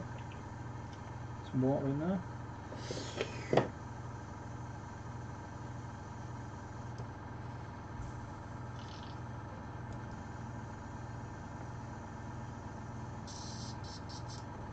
There we go. Airbrush clean. Just give it another blast with water. Get rid of that.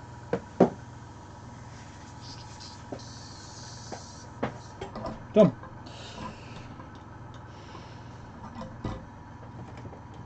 So that's great. That pre-shade will help. I don't know how well it's coming out on camera, so if I look, it's not going to work, is it? So if I have the model, let's do it that way.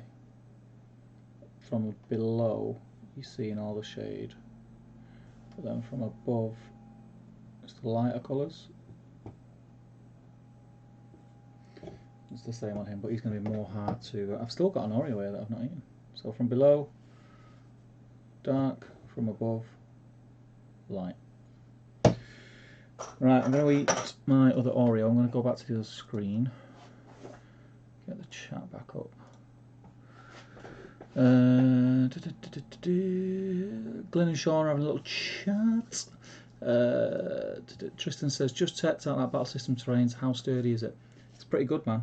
I tell you what, I seen. Did anyone else see on Facebook that fella who made the terrain boards? They fold out into it looked like it was about 12 inches by maybe 15, 16 inches, and it folds out like when you get them birthday cards when you open it. It's like a pop-up book. Pop-up terrain, and then you just put them all together, and because the squares, they just all fit together, and it's like ruins or like 40k. It was all 40k themed, I think. It was amazing. If anyone did see it and can pop a link in on the Facebook group, so for everyone else to see, that'd be awesome. Hajinda says, I use the Vallejo primer, but instead of airbrushing, I brush it on. It saves the hassle of spray paints. You know what? When you get used to using airbrush, it's not a hassle. It is at first. It is at first. I mean, how quick was that? That wouldn't have been able to do that quick with a brush. and that even includes cleaning out the airbrush at the end, I think. Joe says, I have been, but then my airbrush got a little clogged, so I went back to cans and found the time to give it a proper clean. Until I found the time to give it a proper clean. Get some of this. So this isn't the, this is obviously isn't the right container. But Byron put me onto this, and it's called Paint Killer, and I think Tamiya do it, and he gave me a little sample bottle, and they sell it in Element Games. If you go on the website, and if you can't find it by searching Paint Killer, search through the Tamiya section. It is amazing, and all you do is, and it's not just for airbrushes, it's for anything. Now it's solvent based, so it's strong. It's got a whiff to it. But you just put a few drops on your airbrush, leave it for 10-15 seconds, and then top it with water, give it a swill, and brush it through. And it basically disintegrates paint. I thought I kept good care of my airbrush, and I was amazed at how much paint there was actually in there that came out after using that stuff. It is amazing, and it will get paint off anything. I dropped a bit on my desk here, and it took all the paint off. It just starts to bubble, and it just makes it like really fluid liquid. The old paint, it's not like gloopy and sticky, so it still stays stuck in your airbrush. It makes it really fine, and it's amazing stuff. I've got that. I'm gonna get a full tub of it, but I mean, I've been using that. I don't know if you can see, because you only use a couple of drops. Can you see how much is left in it? And I've had it for 2 weeks, and I've been using my airbrush on them Space Wolves, and I've been cleaning my airbrush out with it. Get rid of that. So it just shows you how economical you can be with it. Sean says, terrain's pretty sturdy so far, but only built it the once. Not sure how it will fare. Keep taking it apart over and over, but so far so good. Good stuff. They are upzone terrain, and they are just like pop-up books. Yeah, I think that was it. They were amazing. For just having, you know, if you're the kind of guy who plays with one of your pals, like, you know, once a month or once every other Saturday night in your house with a few beers on the dining table. Great, because they fold up flat. You can just put them in a bookshelf. Joe says, I'll have to look for it. I did find the time last week to do a deep clean and run it through the ultrasonic cleaner, but I haven't given it a try yet. Yeah, I've got an ultrasonic as well, and the ultrasonic's good, but you've still got to like manually. So what I do is I take it apart. I show you all my products. This stuff. Why is this picture not backwards, but the other camera is? That's weird. Foaming airbrush cleaner by, that should say Premium Air. Don't know why it's come off, but it's Premium Air, and it's like sort of like shaving foam. You spray it in, and it foams and bubbles and disintegrates the paint. So I use that first, and then I was using. I don't think it's there. I think I got rid of it because I got this stuff. Another airbrush cleaner afterwards, and then I still go in and clean everything individually. And have you got one of these bad boys? So I'm assuming you've got a set of these, Joe. These little brushes to clean it out. That's what you need, and then also one of these, and they sell them on eBay. I don't know what you'd call it, but it's basically a very sharp needle head, but it's got, let me see if I can get it to, if I turn it, it's not really showing up, but it's got a flat side to it, so it's not fully cylindrical. It's about halfway around and it's got a flat side, and what that does is that lets you get that right into the needle and turn, and all the clogged up paint will gather on the flat side as you're pulling it out, and then you clean that off and just keep doing that. And they're great. If you haven't got one of those, get one of those. And the other thing is, let me show you all. No, I'm not going to be able to show you. It's too small. It's too small. But you know your screw cap at the end that holds your needle in place on the vise. Whilst you're using it, if you ever find that it gets clogged up whilst you're using it, obviously first do a backwash where you hold the nozzle and press the button so everything comes up. But be careful, if you've got a bucket full of paint, it will splash everywhere. So do a backwash to try and unclog it, and then get it down on your desk or wherever you paint above. Undo the back screw on the vise, and just tap very lightly. Sort of pull the needle out, push it back, pull the needle out, push it back, and you'll see any gunk that's in the nozzle coming out, and then you can just grab it and pull it out and then tighten it back up, and you'll be able to do it. Because it's a pain when they get blocked whilst you're using it, which happens a lot. And then sometimes I'd be using an airbrush and it'd block up when I'd just filled the bucket, and then I'd have to throw that paint away to clean it out. But Byron was showing me if you unscrew that cap, so you take the back of your airbrush off whilst they're still painting it and it's plugged in, take the back of your airbrush off, unscrew the vise bolt, and just generally backwards and forwards with the needle. Your needle will do the same job as what that gold thing did, and push any of the clogged paint out. And it was really effective, and it does work. It's not going to work all the time, but it could save you a bucket of paint every now and again. So try it. Says yeah, that's what I use. That's that foam stuff. I got that set stuff off Amazon. Yeah. Glenn says I wouldn't know. Don't use an airbrush at all. Give it a go. My airbrushes are great. I've never looked back now. I don't always use them, but for priming and doing bigger models, and now obviously for armour on Marines, I don't think I'd do it without. I painted up Stormfang as well. It's over there. I can't look at it. But I painted a Stormfang ship for Space Wolves. Spent about half an hour on it. It looks ace because it's big, and you can go in to every panel with the airbrush and highlight dead easy. It's fantastic. Right, let's have a look. Harry Bates, hey Steve, how you doing, man? What have you guys discussed so far? Nothing. We've just been shooting the what have we been speaking about? We spoke about possible new releases that are coming with Ring Bearer, Quest for a Ring Bearer. What else? How I base my models, how I use an airbrush and clean an airbrush. So it's all been exciting stuff. What else have we been talking about?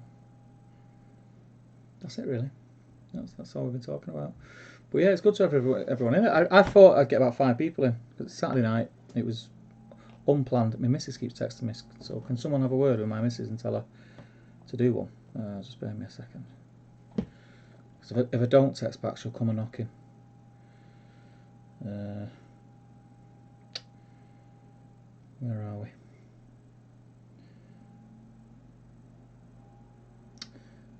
No random talk tonight. No random talk tonight. If we can have random talk. If you guys want to have random talk, let's have random talk. What do you guys want to talk about? Tell me a little bit about what you guys are up to. Is there anything that you? I'm going to put my feet up. Sod it. I've done enough painting. Is there anything that you guys are looking forward to with the new book? It's always fun to talk about what could possibly come out. Models wise and profile wise, do you think any of the profiles are going to get an update? Is there any profiles that are a bit iffy now that haven't aged well? That would be interesting. Are we all, just out of interest, is everybody who's in and watching now not a Middle Earth player or not into Middle Earth? Because if you're not, I'll stop just talking about Middle Earth. I'll still talk about Middle Earth because Middle Earth rocks, but yeah, we don't want to alienate anyone. Let's have a look.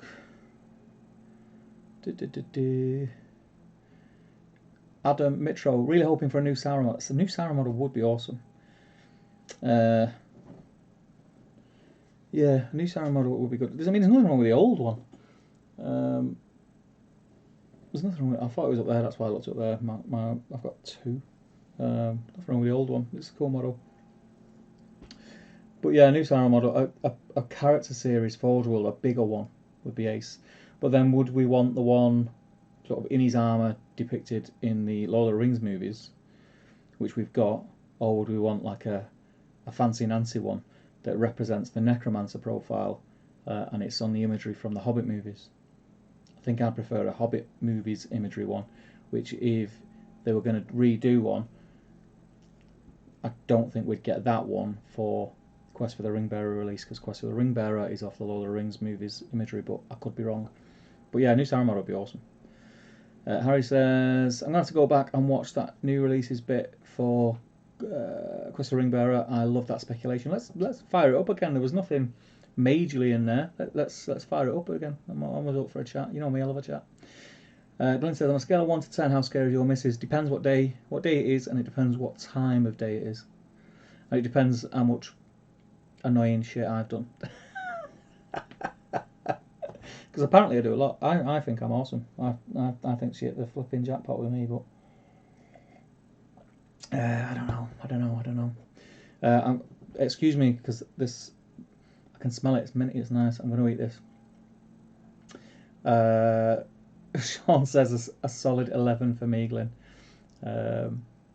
Is that a solid 11? When you say a solid 11 for you, is that for your missus, or are you giving my missus a solid 11? That's what I'd like to know, Sean. Frederick says, random talk, you can cook chinchillas. That could be another channel. What is Middle Earth? You love my accent, Sean. Don't pretend you don't. Adam says, I paint them, but never actually played. Where are you from, Adam? It's a great game, should play it. Totally should screenshot that for Ruth. I'm going to tell Ruth, Sean, exactly what you said. Frederick says, not into Middle Earth, no idea what all of this is about, completely silly model range. Now I know your line, Frederick. Adam says, I feel like the Necromancer needs an update for the Hobbit movies too. I don't think we'll get a new Sauron model, Lord of the Rings era, and then a new Sauron model for Hobbit. I don't know. To be fair, Quest of the Ring Bearer, other than any kind of prelude missions that will be in the book, there's not any interaction other than him saying, I see you, with Sauron and Frodo in the movie. So I don't know. More likely probably to get a new Mouth of Sauron model. Maybe an update to his profile, that'd be cool.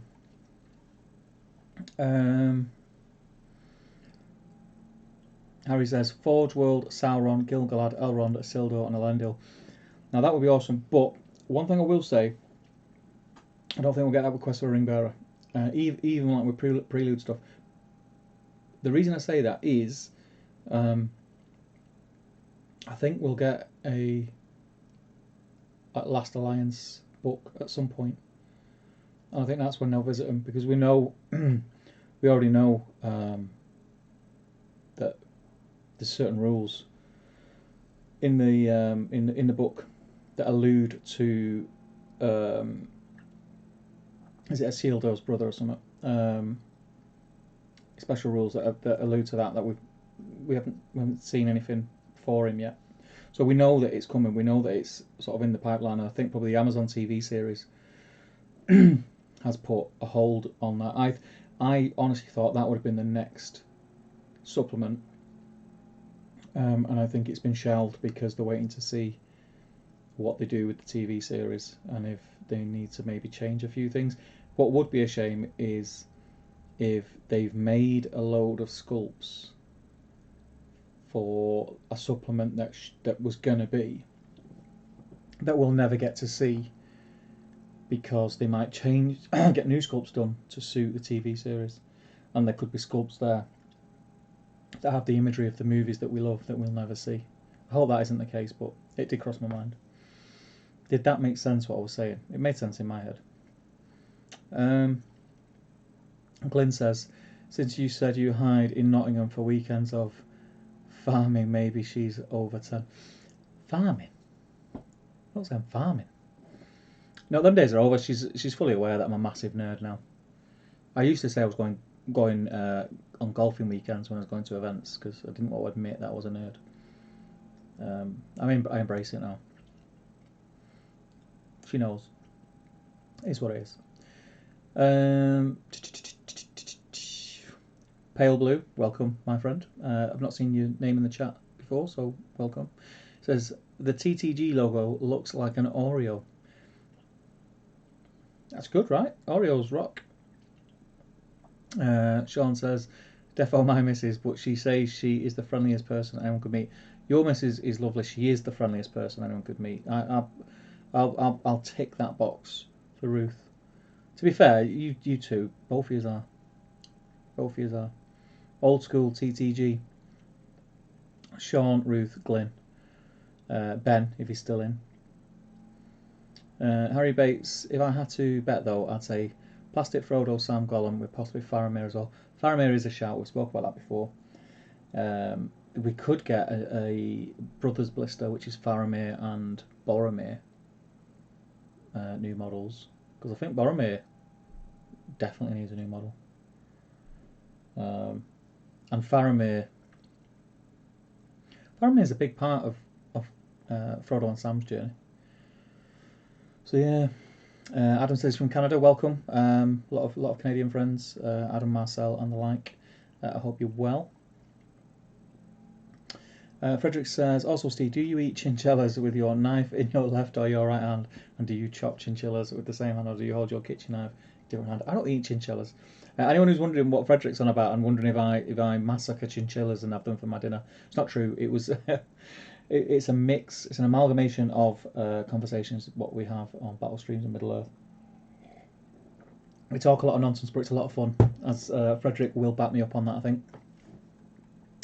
Harry says, plastic Lurtz and Uglook as a double pack. Could be. I think Lurtz might be Forge World. I think he might be Forge World. I don't think he'll be plastic. I'd be happy if he is, but I just don't think he will be. I can see him being Forge World. Happily be wrong. As long as we get a new one, I don't care. Julie says he wouldn't mind some more Numenor stuff. Yeah, I think it's coming. I think we're definitely getting new models. And like I say, I think if it wasn't for the fact that Amazon were releasing the TV series when they announced it, I think we probably would have had that now coming instead of Quest for the Ring Bearer. Skullmunch new metal Smaug incoming. Could you imagine? Imagine how much it'll weigh.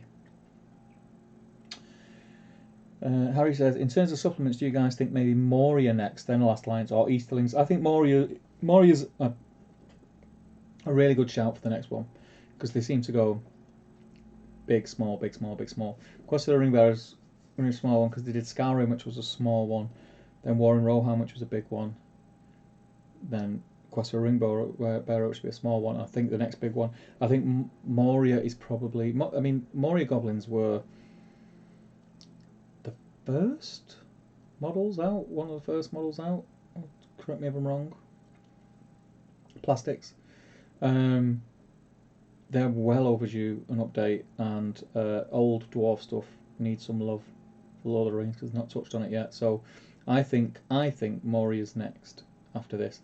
I think the Numenor and the Last Alliance stuff is, again, like I said, been put on hold until they know what's happening with the TV series, because they'll probably want to cash in on that, the hype for the TV series, and release models that match in with that, because it would make complete sense from a business point of view.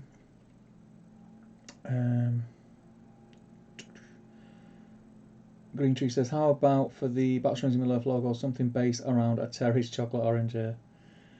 It would fit. It would fit perfectly, right? Pale Blue says, this is the first time I'm live with you. I'm alive. Welcome, man. It's good to have you. Tristan, but the metal Lurtz on his tiptoes is so good. I've actually, and I've still got it somewhere. I made when I first started painting, when my lad was getting into it. Before it, like, I never even looked at a rule book. I converted a Lurtz to be on a Warg, and it was pretty good, and it used that sculpt, and it looked all right. I'll dig it out one day and get some. The paint job's terrible, isn't it? Frederick says, hashtag Knifegate was the greatest scandal in Battle Streams history. It was. You know what? In fact, I think Clear Gummy Bear was. Clear Gummy Bear Gate was. Glyn says, Numenor Cav, please. Yep, I think we'll get it. Anarian, that's it, Lee. Yep, Anarian. Glyn says, Sean and Ruth, nicest top table members, hands down. They're definitely up there, Glyn. You're up there yourself, my friend.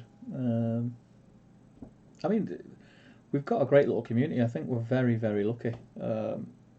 We tend to draw people into the Facebook group who are just cool people and just we're kind of all on the same wavelength, I think, and just want to hang out and have a bit of fun. Don't take things too seriously and enjoy chatting about gaming, painting, and whatever else springs to mind. We talk about some nonsense a lot of the time, but it's all fun. Harry says, will they ever release new troops or just heroes forever? No, I think they'll release new troops. I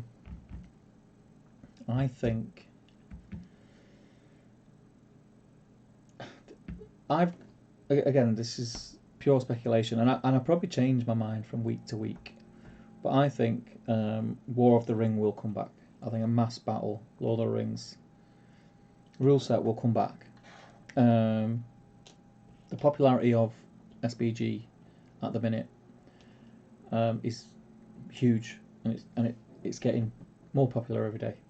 And I think when they release, if they release a rule set for mass battle, they will that'll be how they sell the new shinies, the new toys, en masse, shall we say?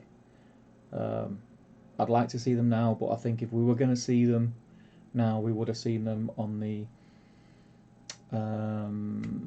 Gondor book release. Would have got new Minas Tirith warriors. We would have got new orcs, new plastic orcs, Mordor orcs.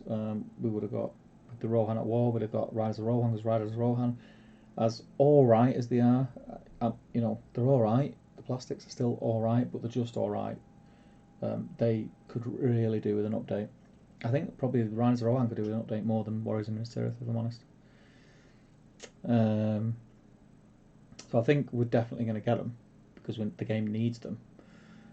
But I think it will be when a mass battle rule set is released. I think it's a way off yet. Sean says, you are too kind. Hashtag TGG fam. Yes, brother. Green Tree says, without these chats, I would have no one to talk with about the hobby. Love them.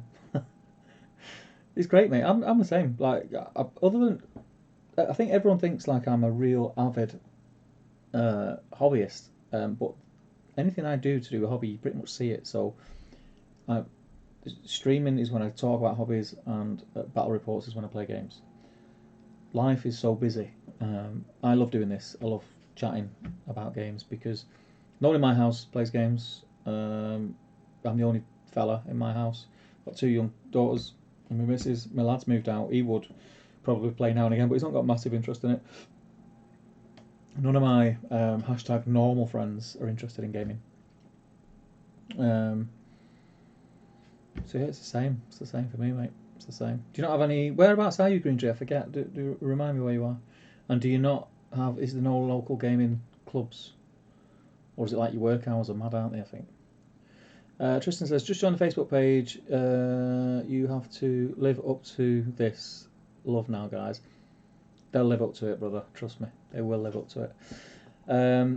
Pablo says, Hobbit scenarios are not possible. I don't know the copyright situation. Pale Blue. Hobbit scenarios are not possible. I don't know the copyright situation. What do you mean by that? Was that when we were talking about Sauron? What I meant by that was they've got the copyright to.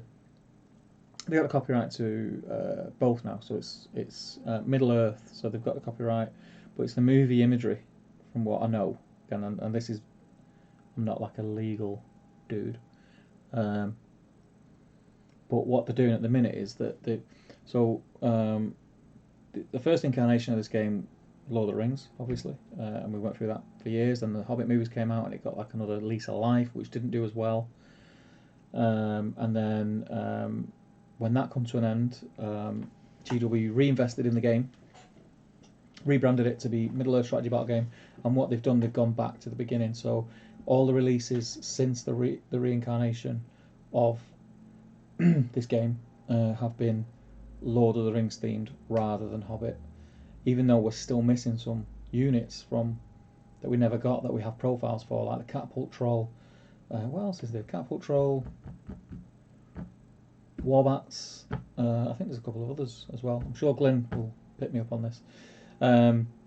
They've started from scratch, so they're going to go through everything Lord of the Rings first, and then we'll hit the Hobbit era movies again, and then they'll sort of revitalise that, and then I think once that's done, then we'll move on to Mass Battle. So yeah, when I say it's not that they can't do the imagery from the Hobbit, but what I'm saying is they're working on Lord of the Rings at the minute. And what totally just blows my thinking out of the water is this idiot who's just been released from the Hobbit. But every now and again they pop up with we had this sculpt. They did it with Gwaihir. We had this mould lying around and we just thought we'd release it. But yeah, I think Sauron would probably hold off for that, I reckon. I could be wrong. If that is what you're talking about, Pale Blue. If not, I apologise for just rambling. Harry Bates, I'm assuming you guys have the same problem in the UK, but here in Australia half the web store is out of stock, probably thanks to COVID. Yeah, so Games Workshop manufacture everything on site, don't they? So here all factories shut down because of COVID and social distancing. And even then, when they opened back up, they were on a skeleton staff because everyone was furloughed, and they're still feeling the effects of that. So it is a bit of a nightmare, but it is what it is, isn't it? It is what it is. I remember going just before the actual lockdown, when in the UK, just before it was announced, right, everyone stay at home, don't go out your house unless you're going shopping, which was a scary time. But I remember a couple of days before that going to the studio, which is at Element Games, and normally when I go into Element Games, so Element Games is the big in a big mill, and as you go in the door off to the right, they've bought another part of the building, which is a ground floor, like big complex thing, and it's got a big shutter door, and it's where all the stock is. So when the shutter door's open, you see all the shelves full of stock, like loads of stock. And I remember going in, and it was empty. They had nothing. And I think Element Games is, if it's not it's definitely one of but I think it might be the biggest game store, independent game store for Games Workshop products in the UK.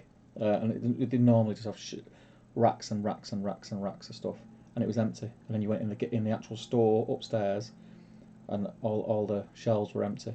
Like there was nothing, because people were at home, or knew that they were going to be at home for weeks and weeks and weeks. So right, I'm going to buy a load of models, and they were just clearing out people's shops' stock. And Games Workshop wasn't making anything more, and it was just a nightmare to even get stuff from your independent retailers. It was a crazy time. It's a crazy time. We'll laugh about it in the future. We'll laugh about the time when everyone was stockpiling loo rolls, which was only a couple of months ago, and you think about it now, and it just seems crazy. Green Trees from East Yorkshire. There's a few gaming clubs in Yorkshire. Green Tree. That's where Will and that are based. Yeah. Harry says, I wouldn't mind a Hobbit supplement, maybe nestled between Moria and Last Alliance and covering the journey to Erebor. I don't think it will. I think we're going to do all the Lord. I think they're going to get everything out for Lord of the Rings, and then hit the Hobbit, rather than going backwards and forwards. I think if they were going to alternate, I think we would have seen something by now. Yeah, that's what I think. Pale Blue says, I mean the big fights from the movie The Hobbit. I don't play Lord of the Rings right now, and that's why I do not know as much to ask stupid questions. There's no stupid questions, brother. Questions are questions. You either know something or you don't. Don't feel daft about asking questions, because it's fine. It's the only way you get the information. So, yeah. So, do you mean like scenarios then? Because we've got models for The Hobbit. They're in the range, still available. We've got books with the scenarios from The Hobbit. If you get the book, which is the two main army books, is Armies of the Lord of the Rings, which has got all the basic Lord of the Rings factions in it and a load of scenarios in it, and then you've got Armies of the Hobbit, which is the same but for the Hobbit, and they're like your basic rules for each faction. But what they're doing with the supplements are add-ons to those. So you've got Armies of the Lord of the Rings, but you've also now got Gondor at War, Or Rohan at war. What's the Gondor one called? Gondor at war, War in Rohan, um, Scarron of the Shire, and now Quest for the Ring Bearer. They're all Lord of the Rings based, so they are add-ons to the book, which is called Armies of the Lord of the Rings. We have got Armies of the Hobbit, but that's just there to fill in the gaps because we've got all the models still from when Hobbit was big. And I'm assuming when we get into that era, in maybe 2 years' time, they'll start adding to those army lists. I hope I'm not the best at explaining things, especially when I'm tired, so I hope that explains and answers the question that you're asking. If not, reword the question and I'll try my best, or someone in the chat will. But yeah, don't feel silly about asking questions, mate. That's what the community's here for. Stephen Devlin's in. How you doing, Steve? Says greetings from man, Steve. Hope all is well. All is well, my friend. I can't complain. Bit tired, very busy, but other than that, everything's great. I hope you're well as well, and your family, brother. Harry Bates. One thing that's always frustrated me is that orc archers are so useless that nobody uses them, even though it's a big thing in the films, e.g. Faramir's charge, etc. I wish they would fix this. I don't disagree with you, Harry. I don't disagree with you. I've played as orcs, and it's frustrating as hell when you've paid for bows and you have a shooting turn and you think, right, I've got to shoot these 6 orc bows into that chaff, and they do nothing. They do nothing for about 3 turns, and you think, why did I buy them bows? Why didn't I just get another orc? Oh, excuse me. But they are orcs. They're not skilled archers. I get why they are the way they are, and it is frustrating. But then I've had times, where you'll roll 3 6s with orcs and kill 3 elves. It's very rare, but it's happened. Yeah, I don't think they should be good. I think they'd be too good if they were any better. What would you do? How would you change it, Harry? Would you give them a better shooting value? Would you make the orc bow stronger? What is the shoot value? Is it 5 plus for a standard orc? I think it is, isn't it? If you make them 4 plus, they're going to be too good. The price would have to go up. That's a nice explanation. First time I heard such a good introduction about the books. Good to know. If that was a good introduction, my friend, I could hear myself and I thought it was a terrible one. But yeah, I'm glad it helped. Steve says, orc archers never make it into competitive play. It's go big or go home. The usual 6 to 8 bows does nothing. Yeah, I know. They are a token effort, and they will do something every now and again. But generally, I think they'd be too good if you increase their shoot value. I think they'd be too good for the price. But what do I know? Joe says, isn't that the only scene where they're really used effectively though? Think how many bows were needed to be that lethal. Yeah, I think that's what it is. Like, it's like that. If you had an army of orcs and you give them all bows, no one's going to do this, by the way. But if you have an army of orcs, you have a 500-point army of orcs with a couple of captains, and you give every one of them a bow and set up a bow line and did what they did in the movie and just stood there and shot as the enemy was coming at them. You do damage.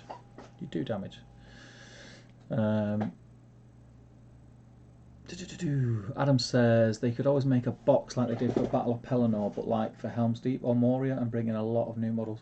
They could. I'm not gonna lie. Excuse me. I'm gonna undo my belt.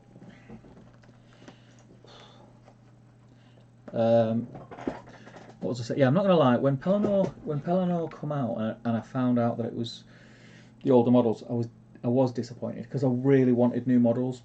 But then when it came out and I seen it, and I seen that Theoden, how good the Theoden model was, and how that kind of set a precedent for the quality of the releases we were going to get. It took the sting out of it, and it wasn't too bad.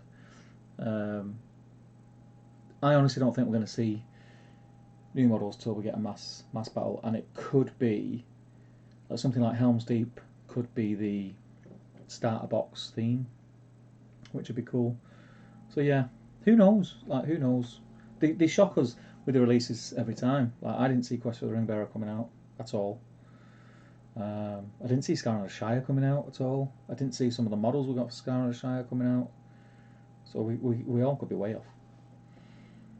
Orc shoot value is 5 plus, make them 4 plus, and maybe an option to be poisoned. Steve, you're making them too good though. You're making them too good. That'd be too good. For that cost, you'd have to put the cost up, and then if you put the cost up, and you don't equip them with a bow, they're not really worth it, are they? You would never see normal orcs. You're just going to get Morannons there. I think anyway. I think. Harry says, I'd make orc bow the same as a normal man bow with smaller range. Yeah, I think range could be the thing. I think range could be the thing. I always really wanted them to bring into the rule set. You know, like 40k has like the rapid fire thing. If you're within half range and you get like double attacks. I don't think you should get double shots or anything like that. But I think if you're within a certain range, maybe you get a +1 to your shoot value or something like that, or you +1 to wound with your bows. I always think that would make the game a lot better and would make you think a lot, especially if you're playing a shooty army, make you think a lot more about your positioning, and you know, rather than charging head on, you'd be trying to flank more. But then I suppose at the same, or should I say on the same token, that would make like elf bows deadly. Like elves would just sniper people off the board. So I know it's a fine line to to either bring something into the game that's cool, but then it makes something OP. And it must be a nightmare. So sometimes no amount of game testing is going to eliminate every little avenue. They can't play enough games to do that because things are coming out of the woodwork 2-3 years down the line with the rules now, and there's no way all the game testers would be able to find all the loopholes. That's why we have FAQs. But something like that in the game would be cool if you're within if you're within a third of the ranged weapons range, you either get +1 to your shoot value, or you get +1 to wound. I think that'd be awesome. Antonio Stars, welcome. Not seen your name in here before, so welcome. He says, have a banana. I don't know what that means, my friend, but if I had one, I'd have it. But yeah, welcome. Jolsman says, they're so cheap too. Think how horrible hobbits with bows used to be to play against. Yeah, that's the thing. That's the thing. I think it is, like, balancing things is really hard. Like there's a lot of units you could go around and go, yeah, well, do you know what? They should be this and they should be that, because they don't really match up to how they were in the books or how they were in the movies. But I think they've done the best that they can do, and I think sometimes the smallest change, like that one to make one little thing better, could have a massive knock-on effect on something else. I think how balanced the game is, especially now, is one of the big pluses for Middle-earth strategy battle game. It's a great game, and the balance is amazing.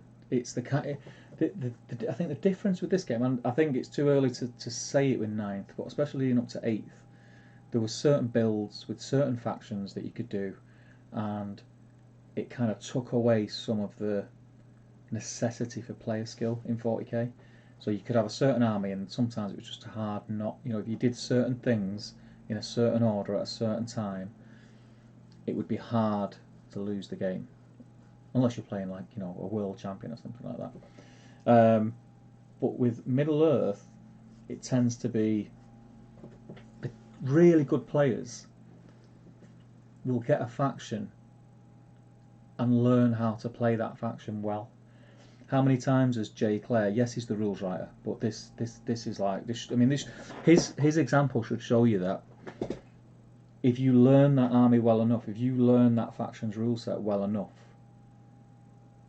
pretty much any faction could win a big event, and I think that's a positive for the game. Like he seems to take a different army to different tournaments and win with them. And yes, like I say, he's the rules writer. He's a very good player. He was a very good player before he even got this job. Jay Clare's always been good at the game. I think he's a good wargamer first and foremost. But the fact that he is able to, he might be 3 months out from an event and think, you know what, I'm going to take, I don't know, Wood Elves, whatever he chooses. He's able to then go through their rule set, learn it inside out, know all the little intricacies and the little ins and outs, and how to manipulate them rules to give him the outcome that he wants. Not in all instances, because at the end of the day it's a dice game. A lot of it comes down to luck.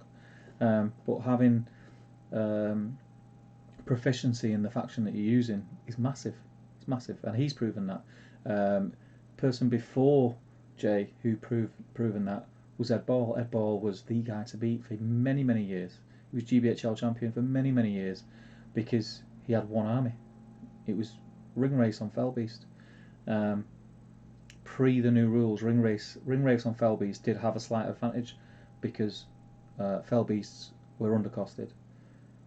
This wasn't why Ed won the events, because everybody could have just brought Fellbeasts with Ring Race on them, but everybody wouldn't have won events with them. Ed won them because he learned how to use them, and how to use them very, very well. So yeah, I forgot. Oh yeah, that's what I was saying. We were just talking. Yeah, I've not forgotten. Was it? But yeah, the point I'm trying to make is it's a very balanced game, and sometimes if you change just a little thing, like orc shooting value, it could have a massive knock-on effect and unbalance a lot of stuff. Should an orc be as good at firing a bow as a man? No, I don't think he should. I think a warrior of Minas Tirith would spend hours in a day training with whatever weapon is his speciality, be him a swordsman, a spearman, or an archer, whereas an orc will just have this really naffly built bow and shoot it to hunt not rabbits, whatever they hunt. So yeah, I know what you mean. It is frustrating if you're an orc player, but is what it is. Sean says those two Oreos just tipped the scales. Tip what scales? Paintbrush Pirate, evening all. How you doing, mate? Tristan says new riders for diversity. Just give me new horse cults. I'm happy. Yeah. That could help. I'm just going to stretch out this now because the chat's picking up a bit, which is great. Keep chatting, guys. Keep chatting. I'll get through as many as I can. Yeah, new horse cults would be awesome. The horse cults. They're not terrible, but they're just so old. It's just so old. Harry says all the new plastics we've got on are absolutely phenomenal. Agreed.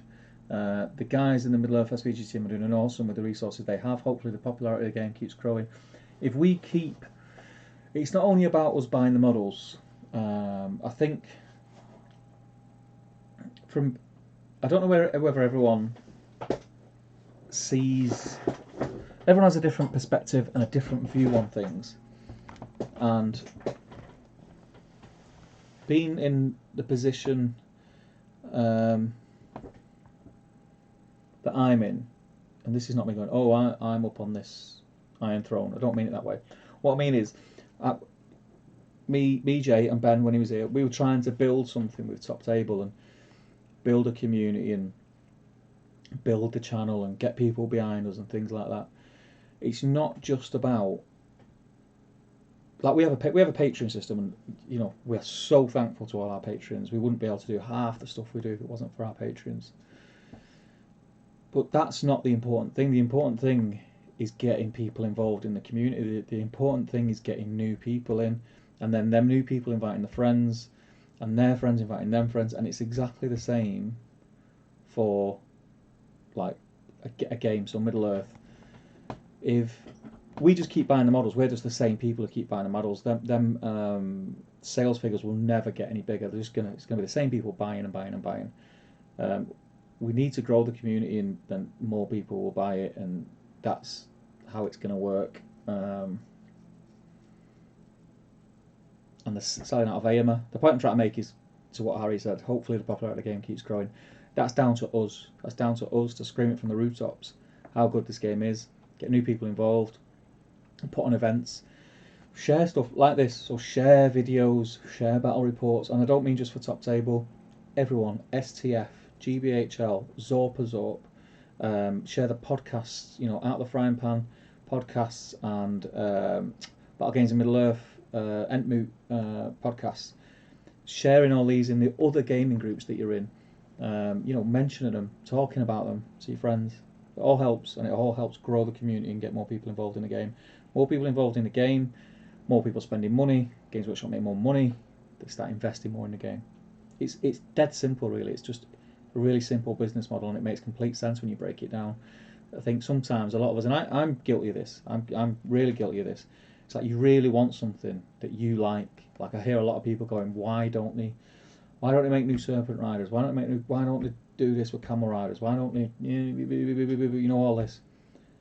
It's not how it works. It's not how it works. They have to have assurances that they're gonna make money. They're not going to invest in new plastic molds for things that they're not sure about. Heroes are easy because they're smaller, and they'll sell more. So we just need to keep growing the community, basically. If we keep doing what we're doing, the reason that they reinvested in the game is because the community just wouldn't bow down, and it just carried on growing even when it looked like it wasn't getting any backing. And that's all down to, I don't know if Dan's still in the chat, a lot of it is down to Dan for creating the Great British Hobby League Facebook group, and all the TOs, Great British Hobbit League podcast when that started up, and then it grown, and then it was a privilege for me to be part of that as that was going.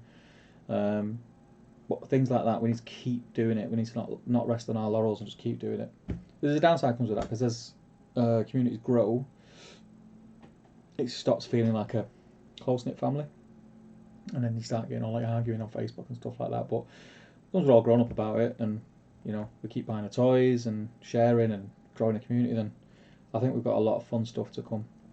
We need to show GW that we're worth investing in, because they are invested. It's us that they're invested in. It's the stuff that we want. That's my rant over. Underdog says, howdy peeps, I think it's my first time here. Well, make sure you join in the future. You have chose probably the worst one to join in on, because this is just me talking nonsense. This was an impromptu stream. It wasn't planned. I had a couple of hours that I was going to use tonight to paint these guys up. But instead, what I've done is I've just sat here and talked nonsense. But it's fun, so there we go. I've got them primed and based.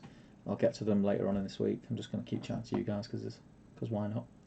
Now what's this? Cough Cough Towel. That's talking about the where you don't really need a lot of player skill for some 40k armies. I think it's changed a little bit because they've nerfed Tau, haven't they? A lot of people are up in arms now, especially with all the old Marines getting like 2 wounds and stuff now. But they're not just going to do something silly that's going to make something OP. I think what they've done is a lot of the people who had the old Marine armies, you know, they were feeling unloved because it was all Primaris this and Primaris that. And I love Primaris. I'm not interested in the old, small, stumpy Marines. I really don't like the aesthetic.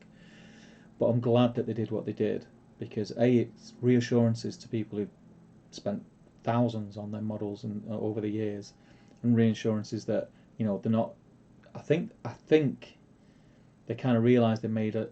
It's not a mistake, because AOS still does well, but I think they realised that it didn't go down too well when they destroyed the old world with fantasy, and I think a lot of people were thinking that was going to happen in a similar fashion, but you know, with the old Marines, I don't think we're never going to change like the 40k universe, but get rid of the old Marines altogether. And I think what they've done is said they've proven now that that's not going to happen. They've updated the rules for the old Marines, and they are pretty awesome. So there's still a lot of reason for people still to invest and buy more of those. Steve says SPG is great in that it's so balanced. Totally agree. 2 years on from the new edition release and people can't agree what is the best faction. Again, totally agree. Sorry, I was looking at weird things on my screen that look like orbs. You know, when you watch like Ghost Hunt things, it was like orbs. Can't agree what the best faction is. I've heard Angmar, Rohan, Iron Hills and Rivendell all in the mix. It's different every month. It's different, or a certain rule. You know, like the. I mean, Iron Hills are strong. There's no denying, but there's stuff that Iron Hills can't do. And the things are so pricey. The Ballista, they've nerfed just enough. I think they've you don't see half as many as you did. There was a stage where you've seen a lot of them about people doing really well with Iron Hills, and they brought in an FAQ and changed it a little bit, and I think they nailed it. I still think they're a strong faction. Again, if you can play if you can if you can play that faction to its make the most of the rules that it's got, I think you can do well. But I think what they've done with the rule changes, it's still very strong at certain points costs. Then there's other points costs where it kind of falls by the wayside and things just overshadow it, which is how it should be. It's how it should be. I don't think there should be one faction that is the faction to have. That whether you're playing a 300-point game, a 500-point game, a 1,000-point game, that one faction is always going to be strong. I think the fact that that fluctuates depending on the points value of the games you're playing, again, is another testament to the amount of effort that's gone into the writing of the rules and the points cost and things like that. And I really like that about SBG. And you're right, no one's found the meta, as people call it, yet, the meta army, because there isn't one. Basically, is the short answer. There isn't one. And I think if there is one, if one does start rearing its ugly head, they'll do something that will change it, like they did with Iron Hills, and that's a really good thing. I'll have a drink of my cold tea again. It's now 20 to 12. I started drinking this tea. What time did I start going live? Was it 9? 2 hours and 40 minutes old brew. Paintbrush Pirate. I remember being the first Ardacon in 2016. My utter terror at the number of people who brought a version of Ed's Flying Circus. Yes, and they couldn't use it. I played Ed's List. I remember a stage of when I was going to regular events. I was going to 2 events a month, just to see what I could do. And the armies that I'd done best with, funnily enough, was Goblin Town. Goblin Town are an amazing army. Very one-dimensional, but an amazing army nonetheless, because they're very forgiving, and sometimes you can have all the tips and tricks in the world, and they can just roll over you, and there's nothing you can do about it. But I tried the Fell Beast. I think I tried. What was the list I had? I think I tried 2 different types of Ed's List. One of them was pretty much just a carbon copy of Ed's List, and another one was Witch King on Fell Beast, Spider Queen, Shelob,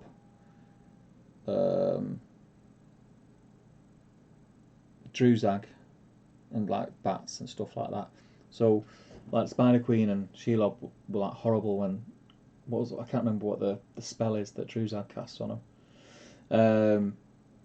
I did all right with them, but what I found, and I've mentioned this before, I think I brought that list to one of the Desolation of Stockports.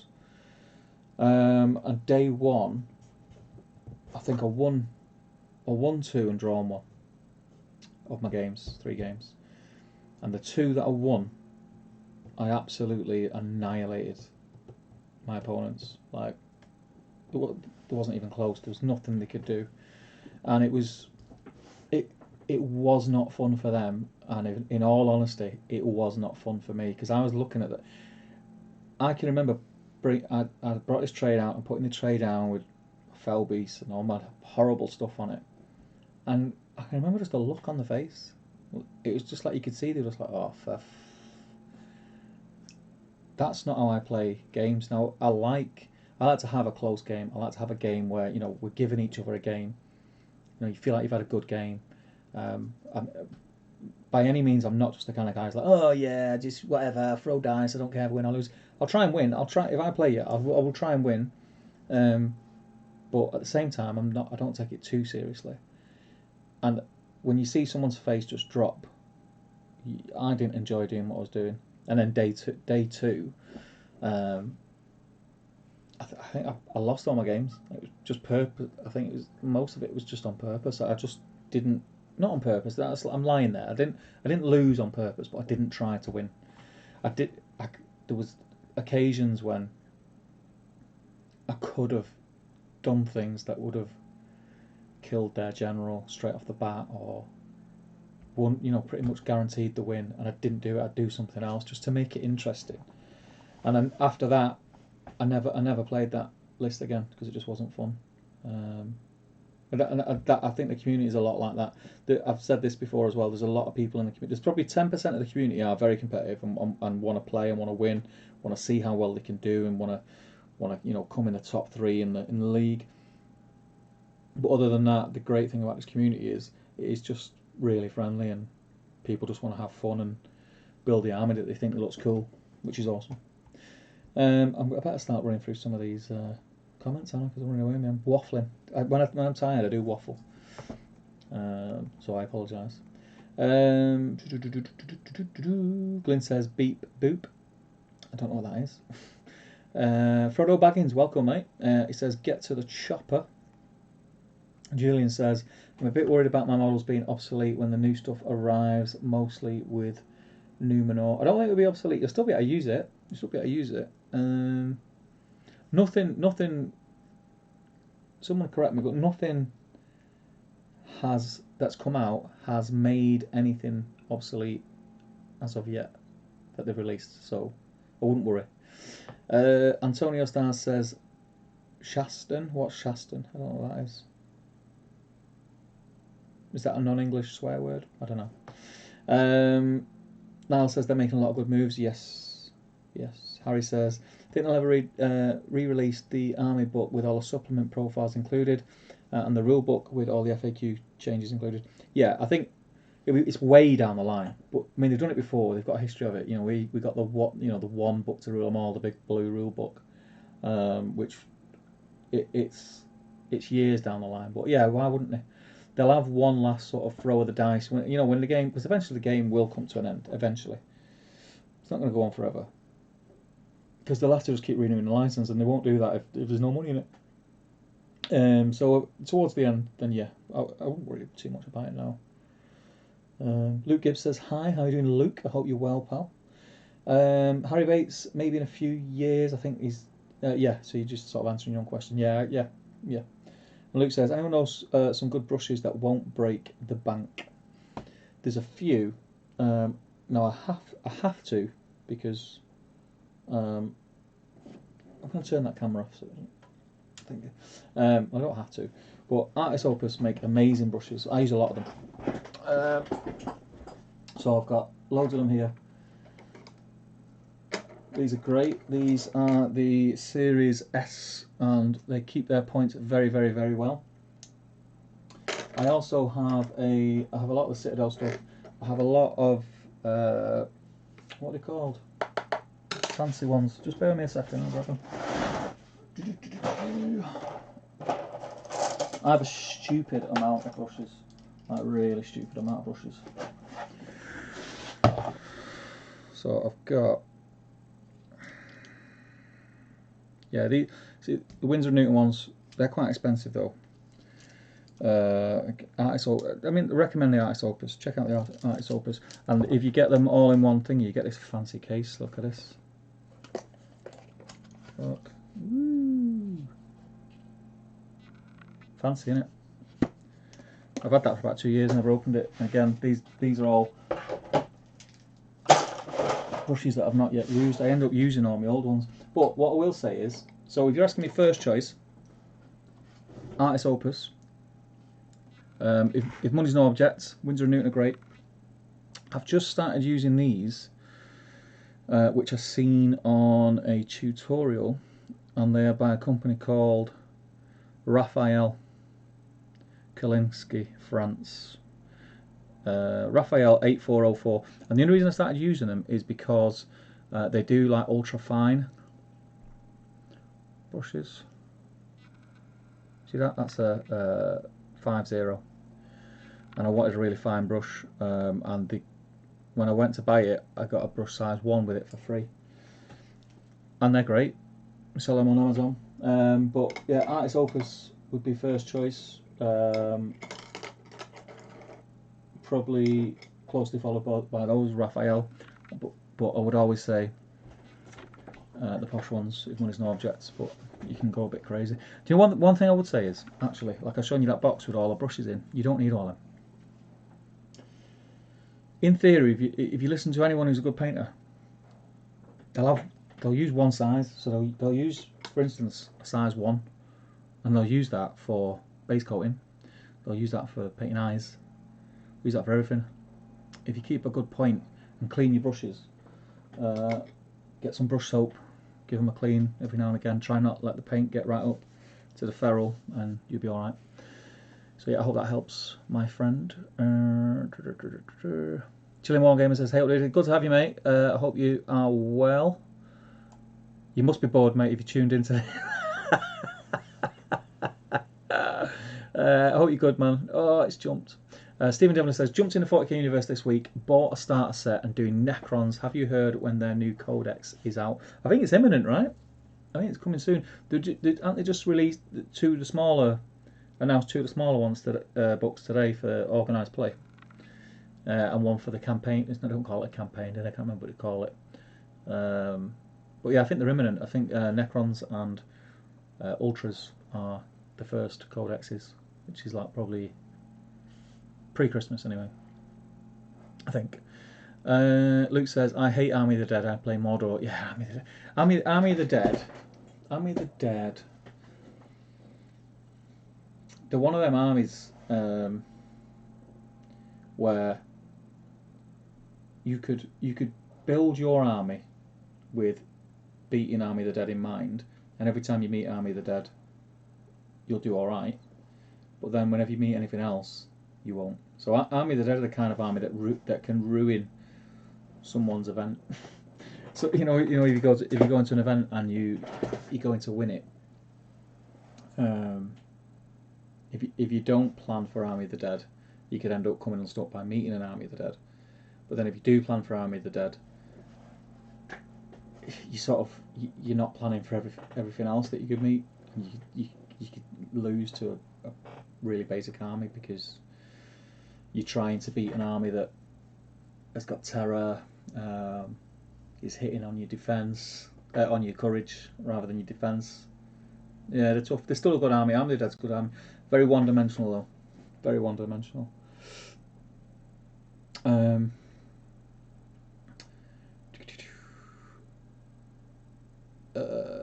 Hope you're in the chat. Oh yeah, you too, mate. You too. It's good to have you. It's good to have you. I've popped on a couple of yours. I've had a couple of your streams on while I've been painting. It's always good. It's good to have you, mate. It's good to have you here. Leon says, Iron Hills are very solid and allow you to make mistakes as all dwarves, but it's hard to be great with them in my opinion, as they are quite slow and don't have tools to give you good options for terrible situations. I know what you mean. They're very forgiving because of the defence. And it's like I said before, they're very good. They're very good at some things and terrible at others. They've got options there. They're expensive. That's the thing with them. They're expensive. So Goat Rider's expensive, and on paper they look like they're good, and they are good. Don't get me wrong, they are good. But what is it? A five up to knock down? Because you see that rule and you think knock down before we even roll for combat. That's amazing. And you pay quite a lot to get that, and it doesn't always work. But they are good. I've got an Iron Hills army and it's great. I love playing it. It's easy to play. You don't have a lot of thinking to do. It's just like, bleh. I'm armoured up to the back teeth and I'm just going to walk towards you and smash you to pieces while my ballista shoots you. But yeah, they're very slow. They're very slow.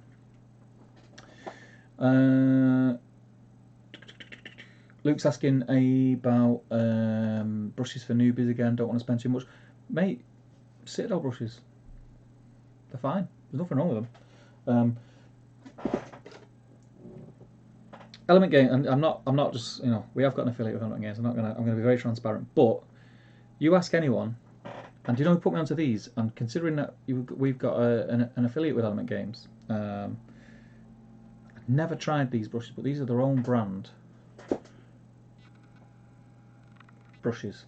So that's the Element Games Regiment brush, and they do. I don't know if I've got the other one here. No, I can't remember what the other one's called. I think it's called. It's the next one down, but that's basically a size 2. Tommy Sewell, who is a Golden Demon winner painter, who is probably one of the best painters that I've seen in person paint ever. Stupendous talent. He uses these. He put me onto these. He come in. If you look back, he's been in a few of our videos like about 18 months ago, and he come in when we were doing one of the videos that he was in. We went into the Element Games store, and he was looking at paintbrushes, and he bought about 8 of these, and he gave me 3.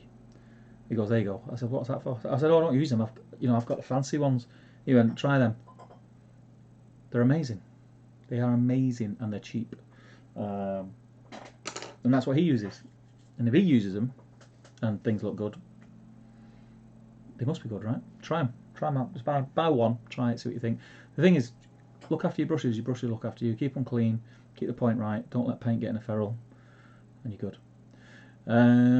Steve says, non-SPG related, but what are your thoughts on Harry Maguire? Is United season over? Harry Maguire's an idiot. Harry Maguire is an idiot.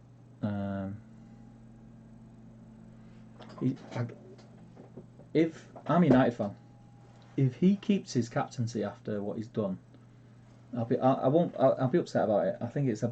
I don't think he will. So, Solskjaer is. He's all about the image. He's come from the school of Alex Ferguson. Like, Alex Ferguson would not stand for that. He'd be stripped. His career at United's not over, but his captaincy should be, and I think it will be, even if it's only for like 6 to 12 months. He should lose his captaincy. But then I don't know who on the pitch I'd give it to. Don't know. But yeah, he's an idiot for doing what he's done. But that's money, isn't it? These people live in a bubble. They don't live in the real world. They've got that much money. It's different rules for them. Different rules. I mean, he's on his way back here now, apparently, and he's not. His court case isn't till Tuesday. So the fact that they've said, yeah, you can leave the country and you don't have to be at the court, even though your case is up on Tuesday, shows you that he's just going to get a big fine, isn't he? He's just going to get a big fine. But he's an idiot. He's an idiot. I nearly swore then, but he's an idiot. Tristan says, honestly, Luke, start with cheap brushes. Try different ones as well, is what I'd say.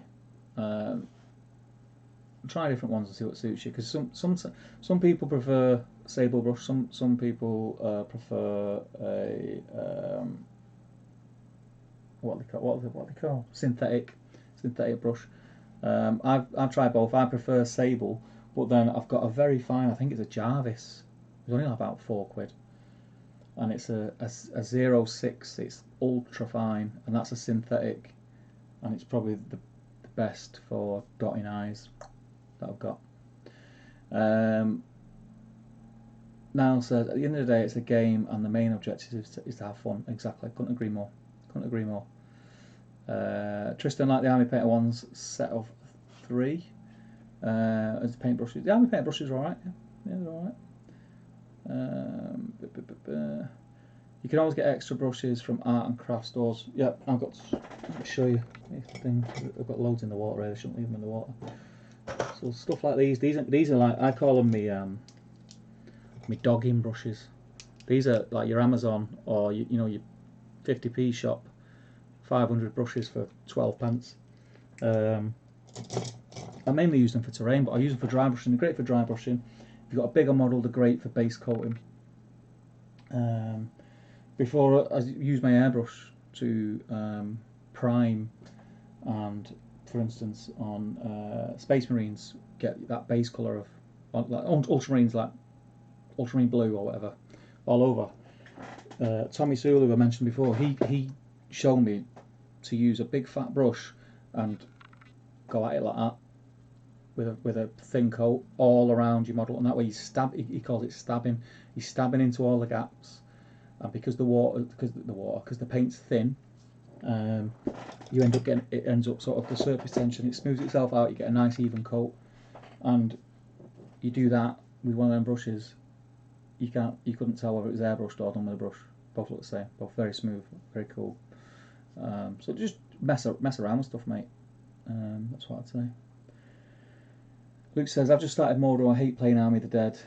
Yeah, it's tough. Because you're low courage. Yeah.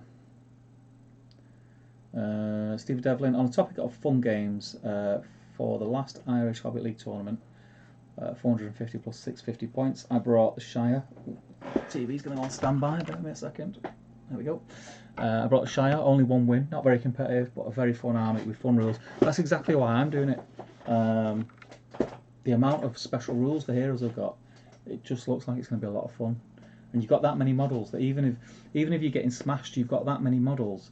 It's going to take them a while to smash you, so you've got a good few turns of having a bit of a laugh and doing like mad stuff with your models.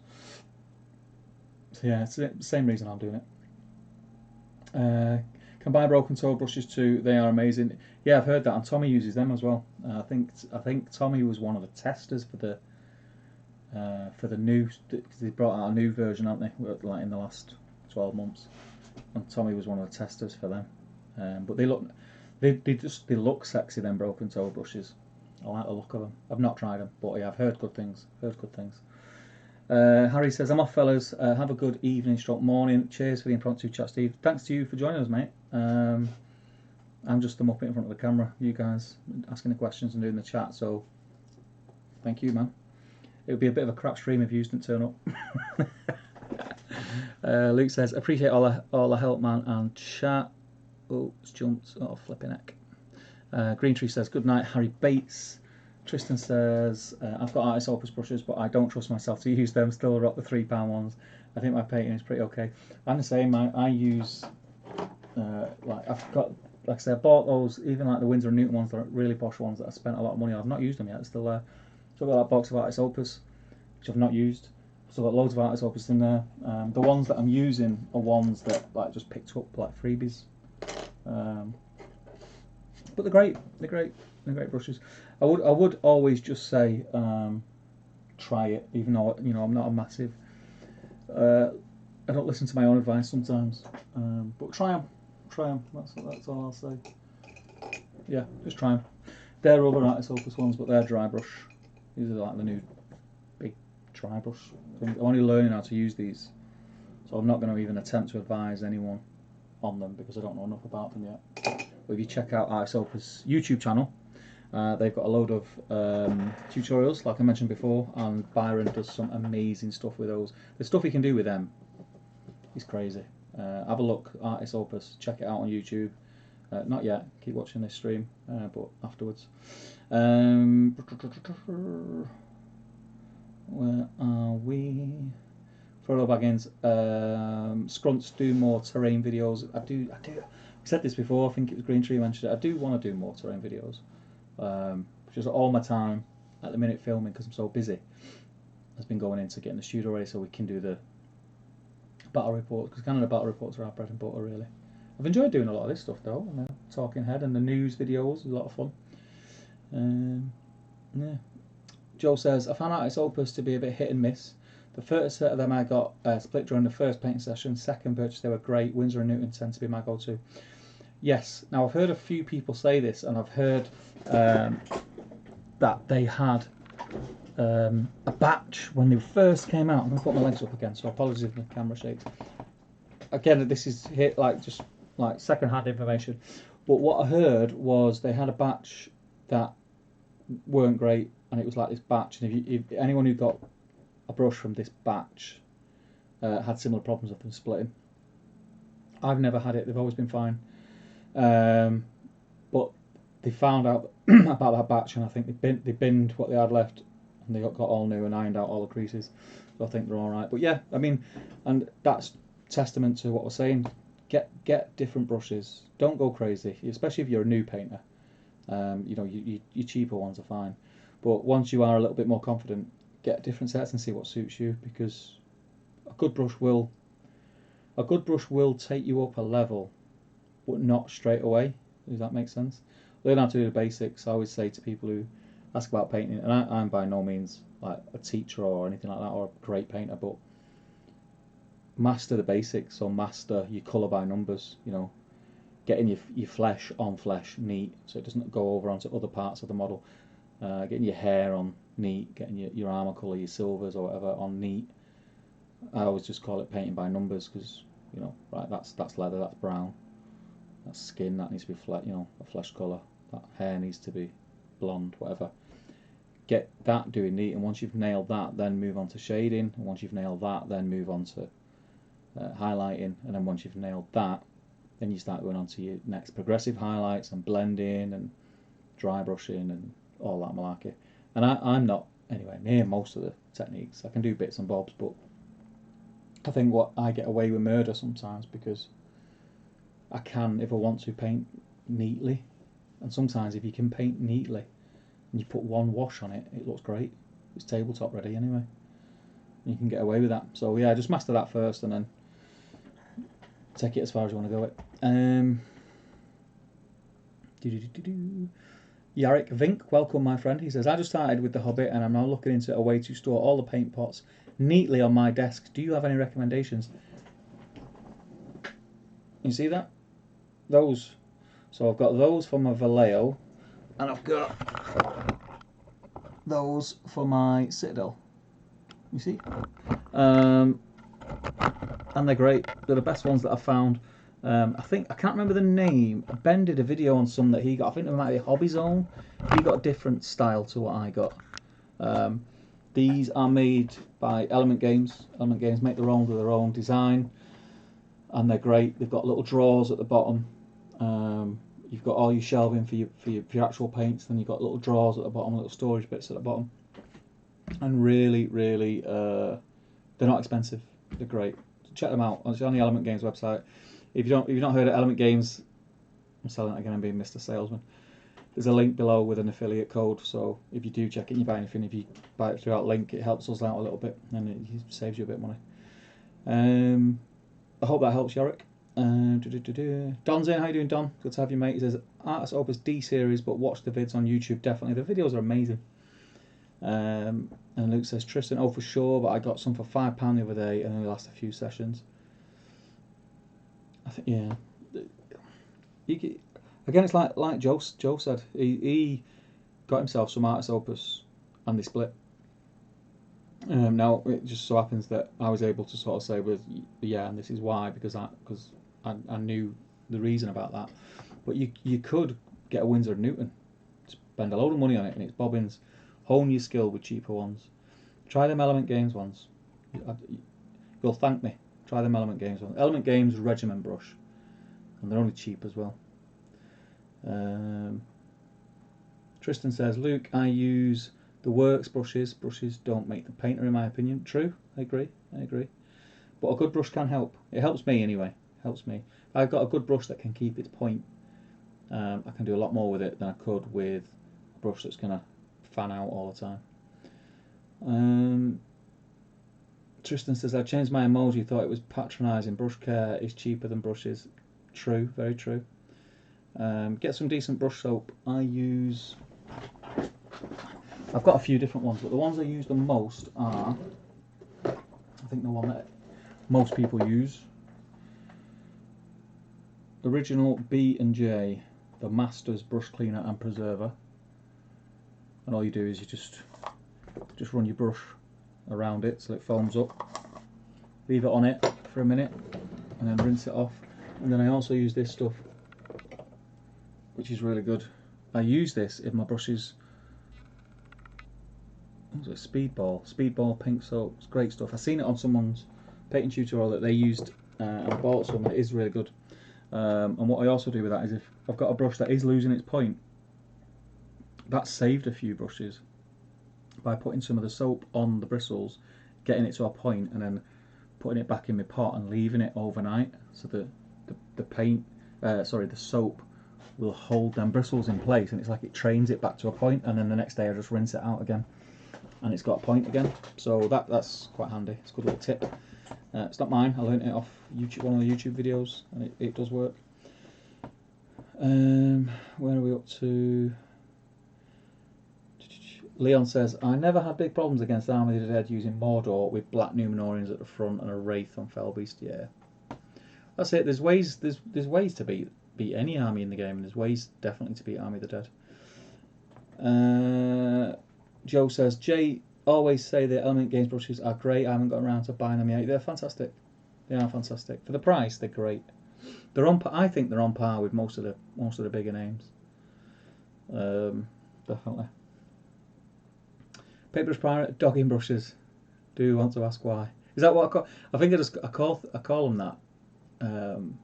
Just out of habit. I don't know anything that's like an old raggedy thing. I have chisels in work, so I'm a joiner, so I work a lot with wood, and I have like my nice chisels. But then I have what I call dogging chisels, and it's nothing to do with dogging in that sense.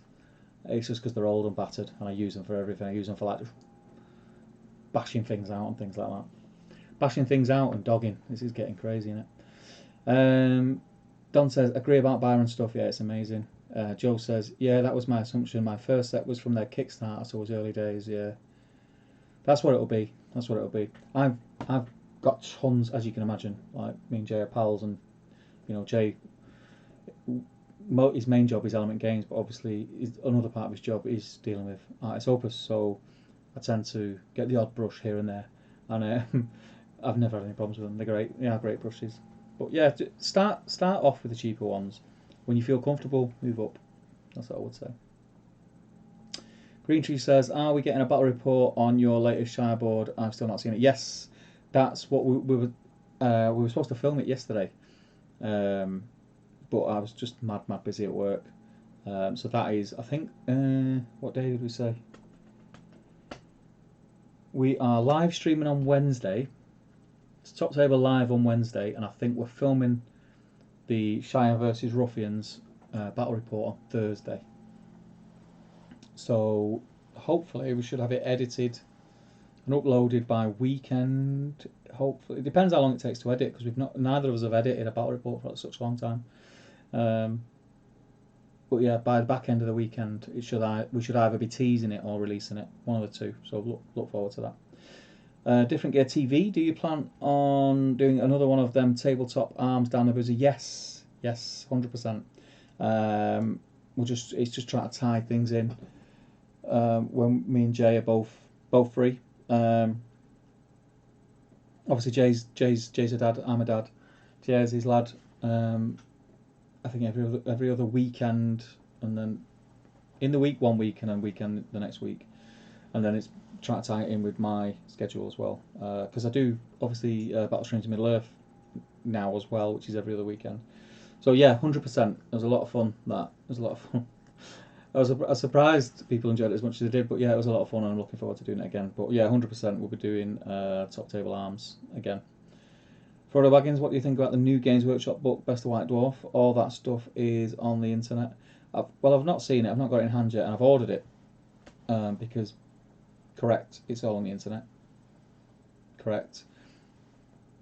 But having the book means I've got it all in one place, and it's a book. I much prefer looking at a book than looking at something on a computer screen. Not everyone is going to agree with that, and not everyone is the same, and that's fine. It's like I said before about reading stuff on Facebook and threads on Facebook that maybe put you off going to a certain group. The Best of the White Dwarf supplement for me is right up my street. If it's not your cup of tea, just don't buy it. I'd understand if they released. So if we got a Middle Earth release now, and it was just that book, no Keeper of the Dungeons, no Aomer, no Quest of the Ring Bearer, no Ranger Captains. It was just that. If we waited for ages, and then they released just that on its own, I could understand why people would get frustrated. But the fact that it's just sort of come out as an addition to other stuff, and it's obviously going to appeal to some people and not everybody, I think it's fine. I'm luckily on the side of the fence that I'm looking forward to getting it and having it in my collection. I've got every book that they've released for the game, so I'm probably a bit of a completionist on that side of it. But yeah, I'm fine with it. They've not painted it up to be anything else. It's called the Best of White Dwarf, so it's stuff that has already been released in the magazine over the past 12 to 18 months already. Yeah, it's fine. I can't wait to get my hands on it, if I'm honest. But again, that's just me. I understand not everyone's like that. That's cool. So yeah, I assume, Buddy, then that you're not overly keen on it. don't know. Let us know. Let us know. It's interesting. Get a conversation going. What time is it? It's 12:15.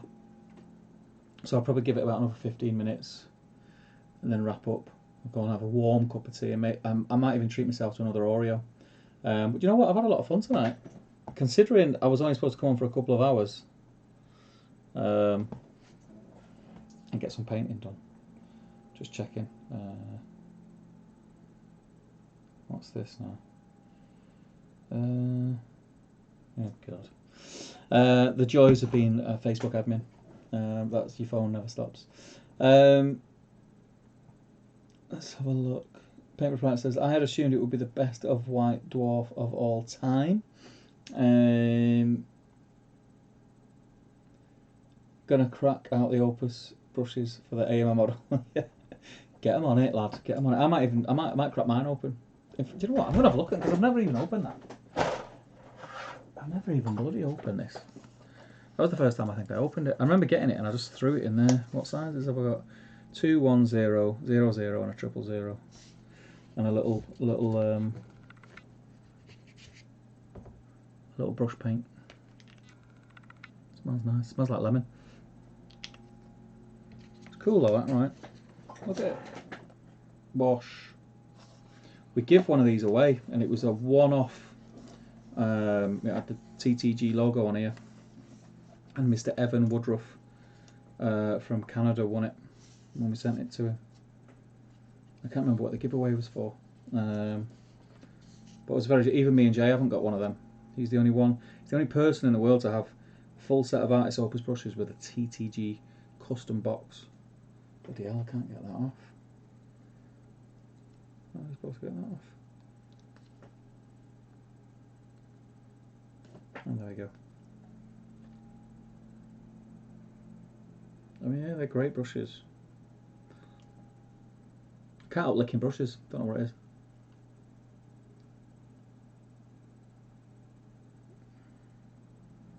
Yeah, I might crack them out myself for AMA and my keeper. Probably won't. Probably still use the crap 50p brushes that I normally use.